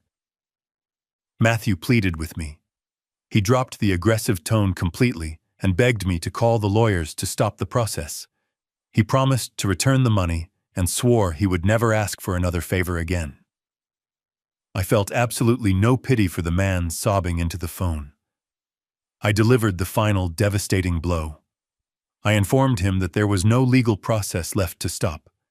I told him that my corporate trust attorney had already submitted the comprehensive criminal complaint directly to the district attorney. I stated clearly, and without a single trace of hesitation, that a state judge had already reviewed his mother's meticulous evidence. The judge had recognized the extreme flight risk demonstrated by his lavish trip to the Middle East I told my son that the local authorities had officially issued an international arrest warrant for his immediate capture. His name and his passport number were currently flashing across global law enforcement databases. I explained that he was no longer a wealthy tourist enjoying a first-class holiday.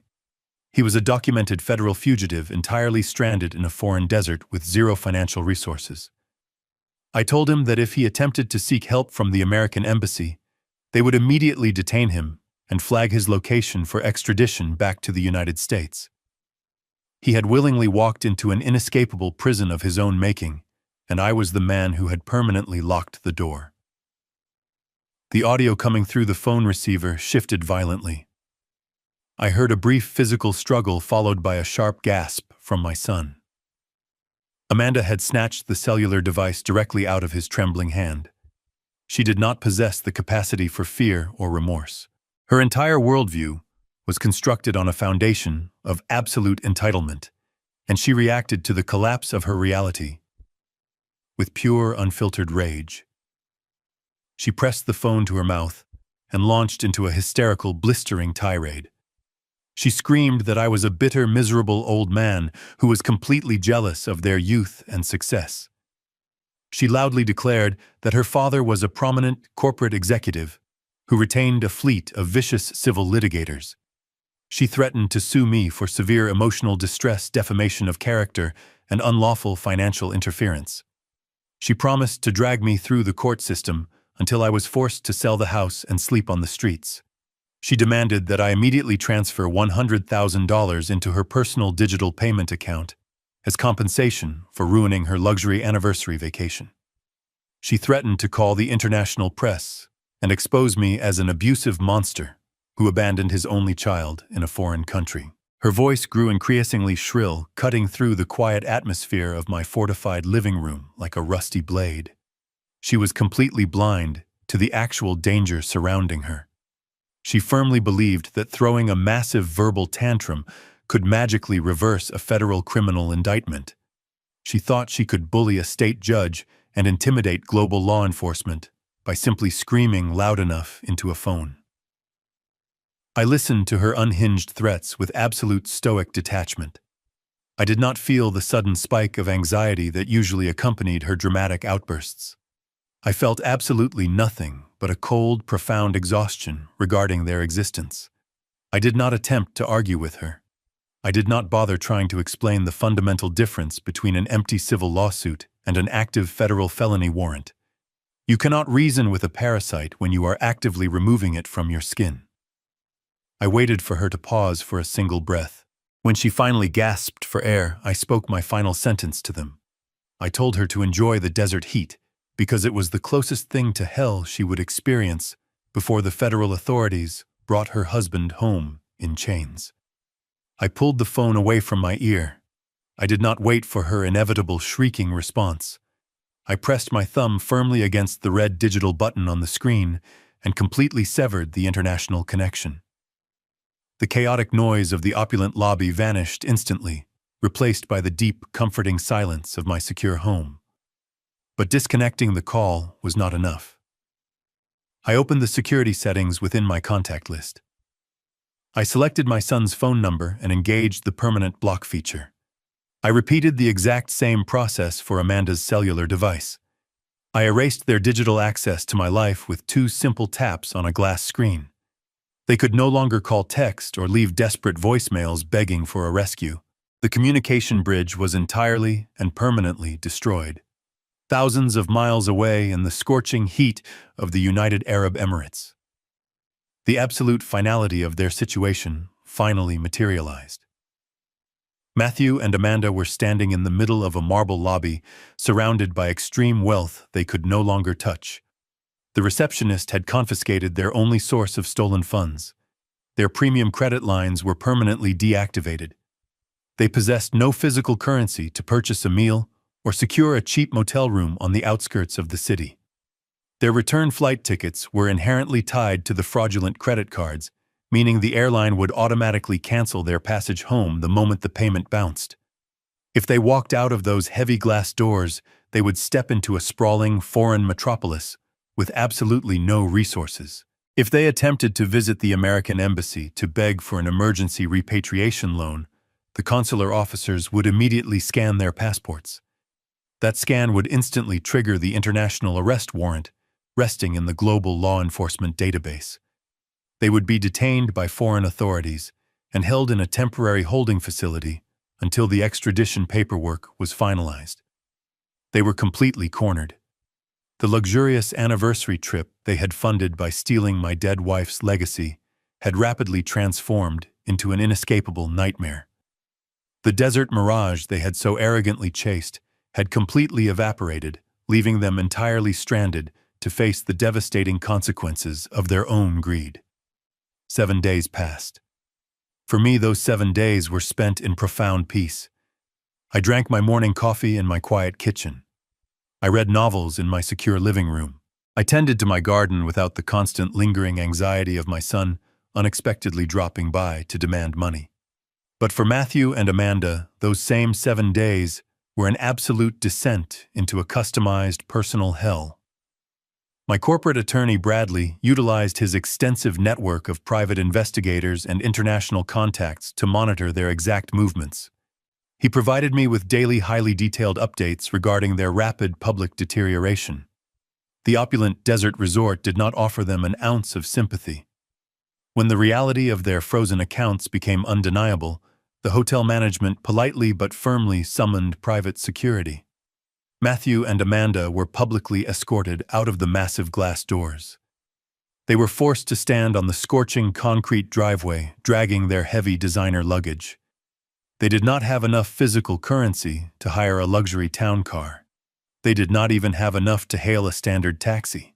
They were forced to walk several miles in the oppressive, suffocating heat of the United Arab Emirates just to locate a public transit station.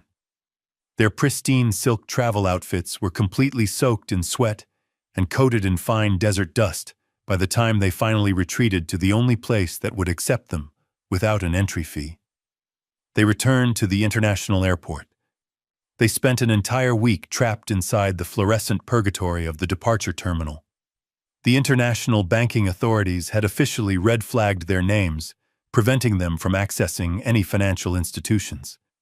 The arrogant couple who had demanded a panoramic penthouse suite and vintage champagne were reduced to fighting for floor space near the public restrooms. Bradley informed me that airport security footage showed them sleeping directly on the cold, hard linoleum tiles. Those massive hard-shell luxury suitcases that had arrogantly blocked my hallway just a week prior were repurposed as incredibly uncomfortable pillows. Amanda was forced to wash her face in the public sinks alongside exhausted budget travelers. The humiliation was absolute and entirely public. Matthew spent those 7 days desperately scrolling through his phone. He utilized the free airport wireless internet to call every single person he considered a friend. He begged his wealthy business associates for an emergency loan. He pleaded with his country club acquaintances. But superficial friendships are entirely built on the illusion of success. The moment Matthew admitted he was completely broke and stranded, his elite social circle vanished. They stopped answering his calls. They ignored his frantic messages. Amanda tried to contact her prominent corporate father, but he had already been briefed by my legal team regarding the active federal warrants. Her father completely disowned her actions and explicitly refused to wire a single dollar to aid a federal fugitive. The sheer physical exhaustion and profound hunger eventually broke whatever remained of my son's arrogant pride. He was forced to scrape the absolute bottom of his contact list. He finally reached out to a distant cousin on his mother's side. This was a man Matthew had openly mocked for years because he drove a used car and worked a blue-collar job. Matthew swallowed his massive ego and literally begged this cousin for salvation. He cried over the internet connection, promising to pay back every single penny with massive interest if the cousin would just buy them a ticket home. The cousin reluctantly agreed, but he did not possess the funds to purchase premium first-class accommodations. He bought them the absolute cheapest budget economy tickets available on the global market. The itinerary was completely miserable. It involved 3 separate grueling layovers in crowded regional hubs and nearly 40 hours of continuous travel. They were assigned the very last row of the aircraft right next to the lavatories. They had no complimentary champagne. They had no private leather reclining seats. They were squeezed into tiny rigid chairs surrounded by the very working-class people they had spent their entire lives looking down upon. I sat in my secure home and watched the digital flight tracker update their agonizingly slow progress across the globe. I felt no pity visualizing their cramped, miserable journey. Every single ache in their muscles and every single moment of public humiliation was entirely earned. They were finally experiencing the exact level of discomfort and disrespect they had so freely inflicted upon me. But the airport floor and the budget airline seats were just the prelude. The true punishment was patiently waiting for them at the final arrival gate. They were finally flying back to America, completely unaware of the Federal Reception Committee standing by to welcome them home. The heavy wheels of the commercial airliner hit the tarmac with a violent jolt. Matthew and Amanda shuffled off the aircraft and stepped onto American soil. They were physically broken and mentally exhausted from the grueling multi-day transit. They smelled of stale sweat and cheap airplane coffee.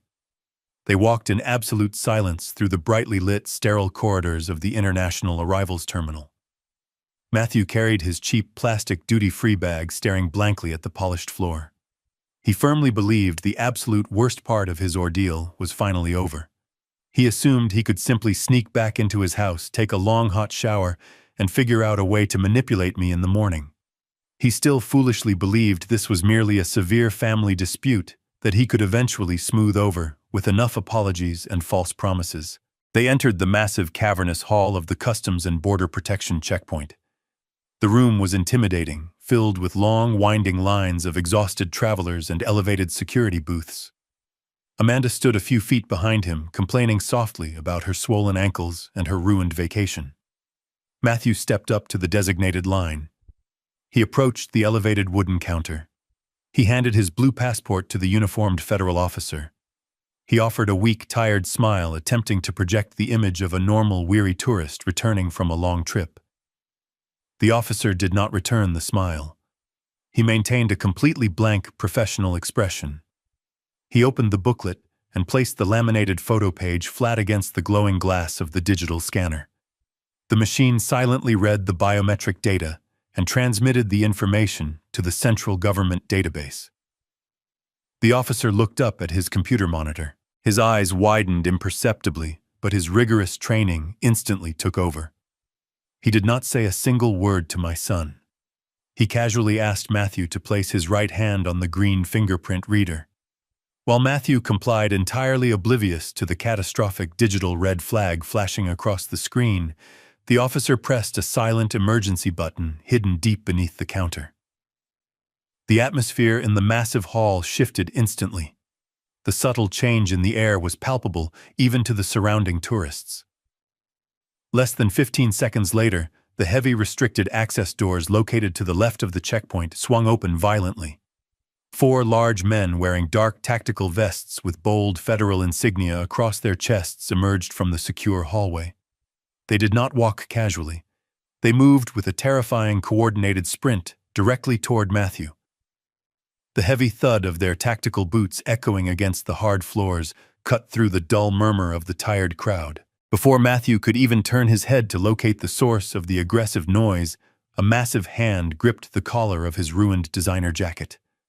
The physical force was completely overwhelming. Matthew was violently spun around and slammed forcefully chest first against the nearest concrete structural pillar. The impact knocked the wind entirely out of his lungs, causing him to gasp for air. A senior federal agent barked a sharp, authoritative command explicitly identifying Matthew as a wanted fugitive. The agent listed the specific active warrants for first-degree grand theft auto and international wire fraud. Matthew tried to stammer a pathetic denial, but his voice was completely drowned out by the harsh metallic click of heavy steel handcuffs being forcefully ratcheted tightly around his wrists. The cold metal bit deeply into his skin, permanently severing his freedom. Amanda witnessed the entire violent spectacle from the edge of the baggage carousel. She dropped her remaining personal belongings onto the floor.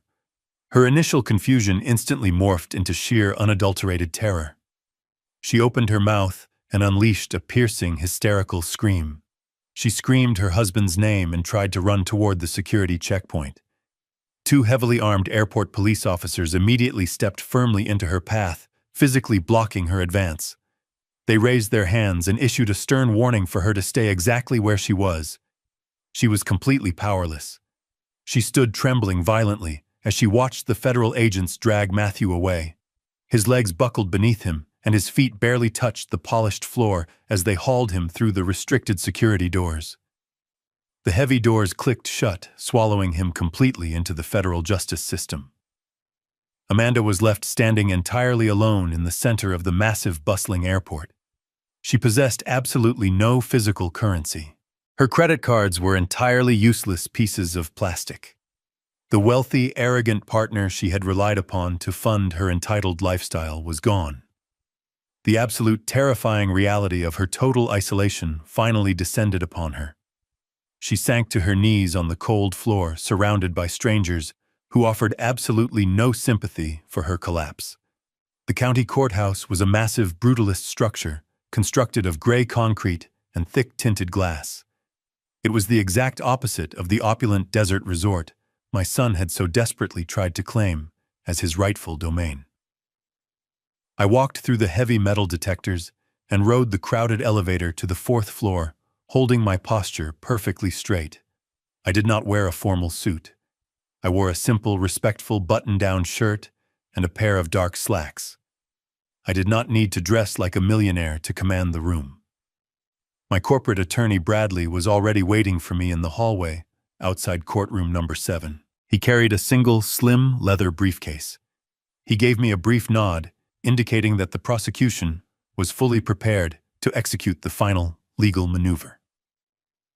We walked through the swinging wooden doors and took our seats in the front row of the gallery directly behind the prosecution table. The heavy side door of the courtroom opened with a loud metallic clank. The bailiff led a line of chained inmates into the jury box for their preliminary arraignments. I spotted my son immediately. The visual transformation was absolutely staggering. Matthew was entirely stripped of his tailored designer jackets and his expensive silk travel shirts. He was wearing a faded, oversized orange canvas jumpsuit issued by the county jail.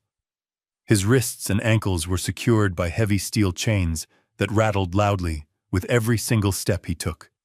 His hair was completely disheveled, and his face was pale and drawn from spending the last 48 hours inside a holding cell.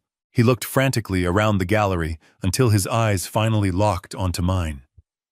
The sheer panic in his expression was completely undeniable. He practically threw his weight against the wooden railing separating us. He ignored the harsh warning from the bailiff and began to openly sob. He begged me for forgiveness, claiming he was incredibly sorry for the misunderstanding. He pleaded with me to tell the judge to let him go home, promising he would pay me back every single dollar. I sat perfectly still on the hard wooden bench. I did not break eye contact, but I also did not offer him a single ounce of comfort. I looked at the sobbing man in the orange uniform and felt absolutely nothing. The son I had raised died the moment he decided to sell his dead mother's legacy to fund a luxury vacation.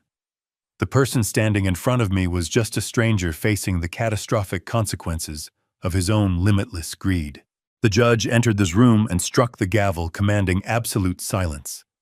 Matthew was forced to sit down. His public defender, a visibly exhausted young lawyer, stood up and immediately attempted to secure a lenient bail arrangement. The defense argued that this was simply a complex family financial dispute that had unfortunately spiraled out of control. The lawyer claimed Matthew had deep ties to the local community and possessed absolutely no prior criminal record. Bradley did not even wait for the district attorney to respond.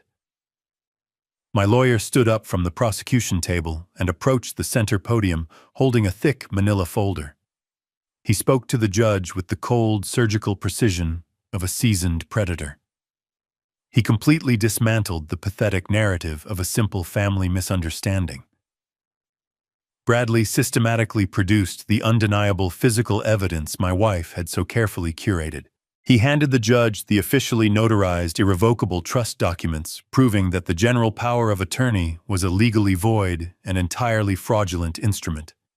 He then produced the forged vehicle title transfer, displaying my son's signature next to the vintage automotive broker's seal. Finally, Bradley submitted the certified digital banking logs, proving that Matthew had successfully wired nearly $100,000 of stolen funds across state lines. The mountain of federal felonies was entirely insurmountable. The judge adjusted his reading glasses and spent several long minutes reviewing the absolute flawless legal trap my wife had engineered. The atmosphere in the courtroom grew incredibly heavy. The judge looked down from the elevated bench directly at my son. The judge stated that the physical evidence of first-degree grand theft auto and international wire fraud was overwhelmingly conclusive. The public defender desperately tried to interrupt, to bring the conversation back to the topic of bail. The judge silenced the lawyer with a single sharp raise of his hand. He looked directly at the flight itinerary Bradley had included in the prosecution packet. The judge addressed Matthew in a booming, authoritative voice. He stated that a man who steals his grieving father's most prized possession to purchase first-class tickets to the United Arab Emirates is the exact definition of an extreme flight risk. The judge struck the wooden block with his heavy gavel. He explicitly denied bail and ordered Matthew to be remanded directly to the county penitentiary to await his federal trial.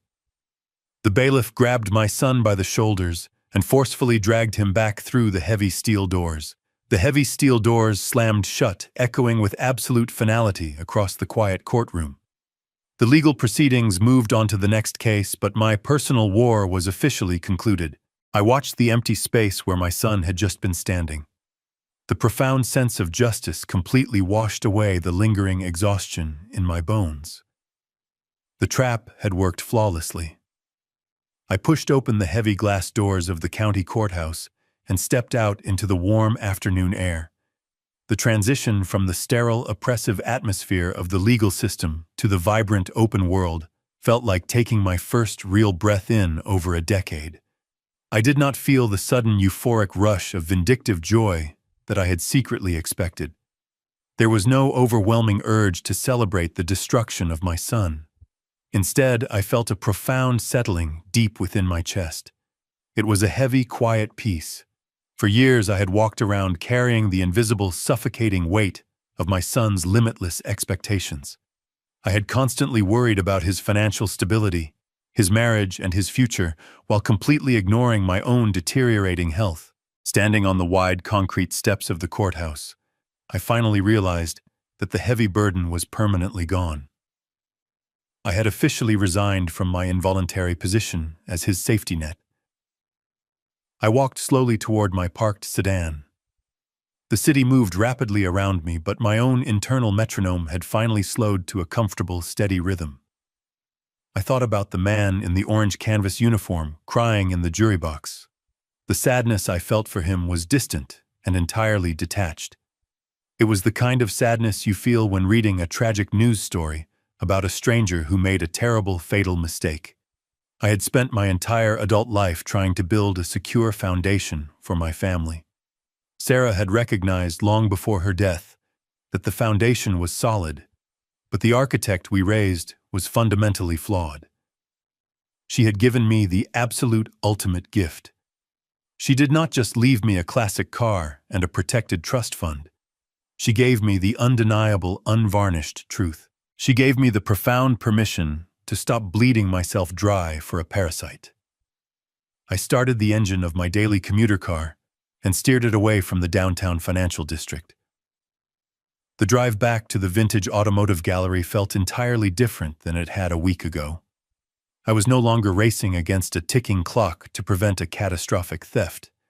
I was taking a victory lap. I navigated the familiar industrial backroads with a light grip on the steering wheel. The fortified security system I had installed at my house was currently monitoring an empty, peaceful property. My financial accounts were completely secure and entirely severed from my son's toxic influence. The fortress was complete. The only remaining piece of the puzzle was reclaiming the physical manifestation of my wife's relentless dedication. I pulled into the pristine visitor parking lot of Leon's high-end dealership. The massive glass storefront windows reflected the bright afternoon sunlight. I walked through the heavy entry doors and was immediately greeted by the rich, familiar scent of premium leather conditioner and expensive carnauba wax. Leon was standing near the reception desk, speaking quietly with a prospective buyer. When he saw me enter the showroom, he immediately excused himself and walked over to shake my hand. He did not ask about the legal proceedings or pry into the details of my family tragedy. He simply looked at my relaxed posture and offered a warm, knowing smile. He recognized the distinct aura of a man who had successfully weathered a massive storm and emerged entirely intact on the other side. Leon gestured toward the secure detailing bays located at the rear of the building. We walked together down the wide, polished corridor. He informed me that since the legal hold had been officially cleared, his top technicians had spent the last 2 days treating the vehicle to a comprehensive premium detail. We arrived at the massive steel-reinforced door of the storage vault. Leon pressed a button on the wall keypad. The heavy metal door slowly ascended with a smooth mechanical hum. The dark, cavernous space was suddenly flooded with brilliant natural light pouring in from the massive open loading dock at the back of the room. Sitting perfectly centered in the bright square of sunlight was my wife's masterpiece. The candy apple red paint of the 1969 Mustang Mach-1 gleamed with a liquid, flawless intensity. Every single inch of the chrome bumper was polished to a mirror finish.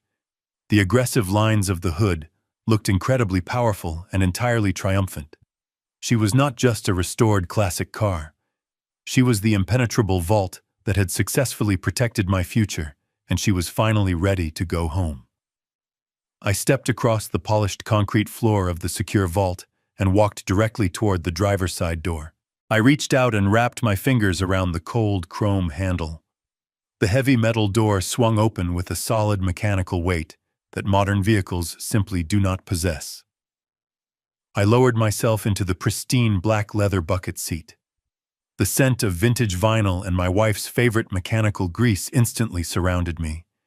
It did not smell like a tragic memory or a lingering ghost. It smelled exactly like absolute victory. I gripped the thick wooden steering wheel. My hands were perfectly steady.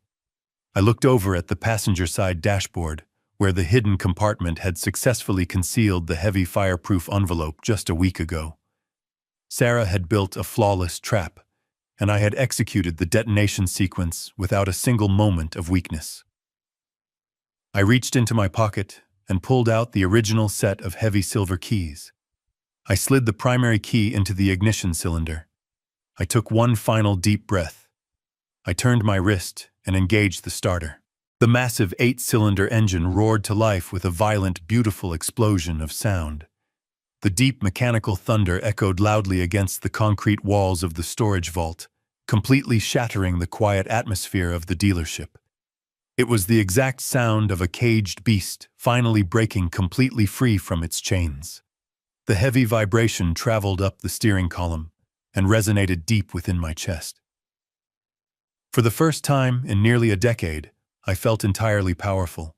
I was no longer the quiet, invisible old man sitting in a suburban kitchen, waiting to be discarded by his own flesh and blood. I shifted the heavy manual transmission into gear. I steered the classic candy apple red muscle car out of the industrial warehouse and pulled directly onto the sunlit avenue. I rolled the windows down, letting the warm afternoon wind rush through the cabin. I bypassed the crowded city center and navigated toward the massive interstate highway heading out toward the open coastline. As I pressed my foot against the accelerator, the heavy machine surged forward with terrifying, effortless speed. I watched the towering glass skyscrapers of the financial district shrink away in my rearview mirror. Inside one of those towering buildings, my corporate legal team was actively incinerating whatever remained of my son's fraudulent financial empire. inside a cold concrete cell on the other side of the county, my only child was wearing a standard-issue canvas uniform, shivering and waiting to face a federal judge. I did not look back. The open highway stretched out endlessly in front of me under a clear blue sky. Driving this magnificent machine, I finally understood the absolute necessity of the silent adjustment. Society constantly tells parents that they must endure any level of disrespect for the sake of maintaining a family. We are conditioned to forgive every theft, every insult, and every profound betrayal, because blood is supposed to be unconditionally sacred. But my wife knew the absolute truth, and now I know it too. When blood turns into a relentless parasite, you must completely sever the connection to survive. Matthew and his entitled wife believed they could strip my home bare and use my profound grief to fund a lavish international vacation. They thought their sheer arrogance was an impenetrable shield. Instead, their limitless greed became the exact weapon I used to completely destroy their freedom. They will spend the next several years locked inside federal penitentiaries, entirely stripped of their stolen wealth and their unearned social status. They will have absolutely nothing but the cold, terrifying reality of their choices to keep them company. Meanwhile, I am driving the exact priceless car they tried to steal, living inside a perfectly fortified home, completely protected by ironclad legal boundaries. I took back my entire life not by screaming or throwing a useless emotional tantrum, but by quietly using the law to crush them into absolute dust. My dignity is permanently restored, and my peace is finally absolute. I am Daniel, and this is my story of survival. If my journey resonated with you and you firmly believe that toxic family members deserve to face absolute uncompromising justice, please hit the like button and subscribe to the channel. Share this video with anyone who desperately needs the courage to stand up to an ungrateful child. Thank you so much for listening, and please always remember that your personal peace is a fortress worth protecting at absolutely any cost. The most difficult lesson I learned from this entire ordeal is that unconditional love should never mean unconditional access to your life, your resources, or your peace of mind. Society often pressures us to endlessly forgive our family members, conditioning us to believe that blood ties demand infinite sacrifice. But when a child views your love as a weakness to be exploited, continuing to provide for them is not parenting. It is enabling your own destruction. True dignity is found the moment you realize that setting an impenetrable boundary is not an act of cruelty, but a necessary act of profound self-respect and survival. If this story resonated with you, please hit the like button, subscribe to the channel, and share your own experiences of setting boundaries with toxic family members in the comments below.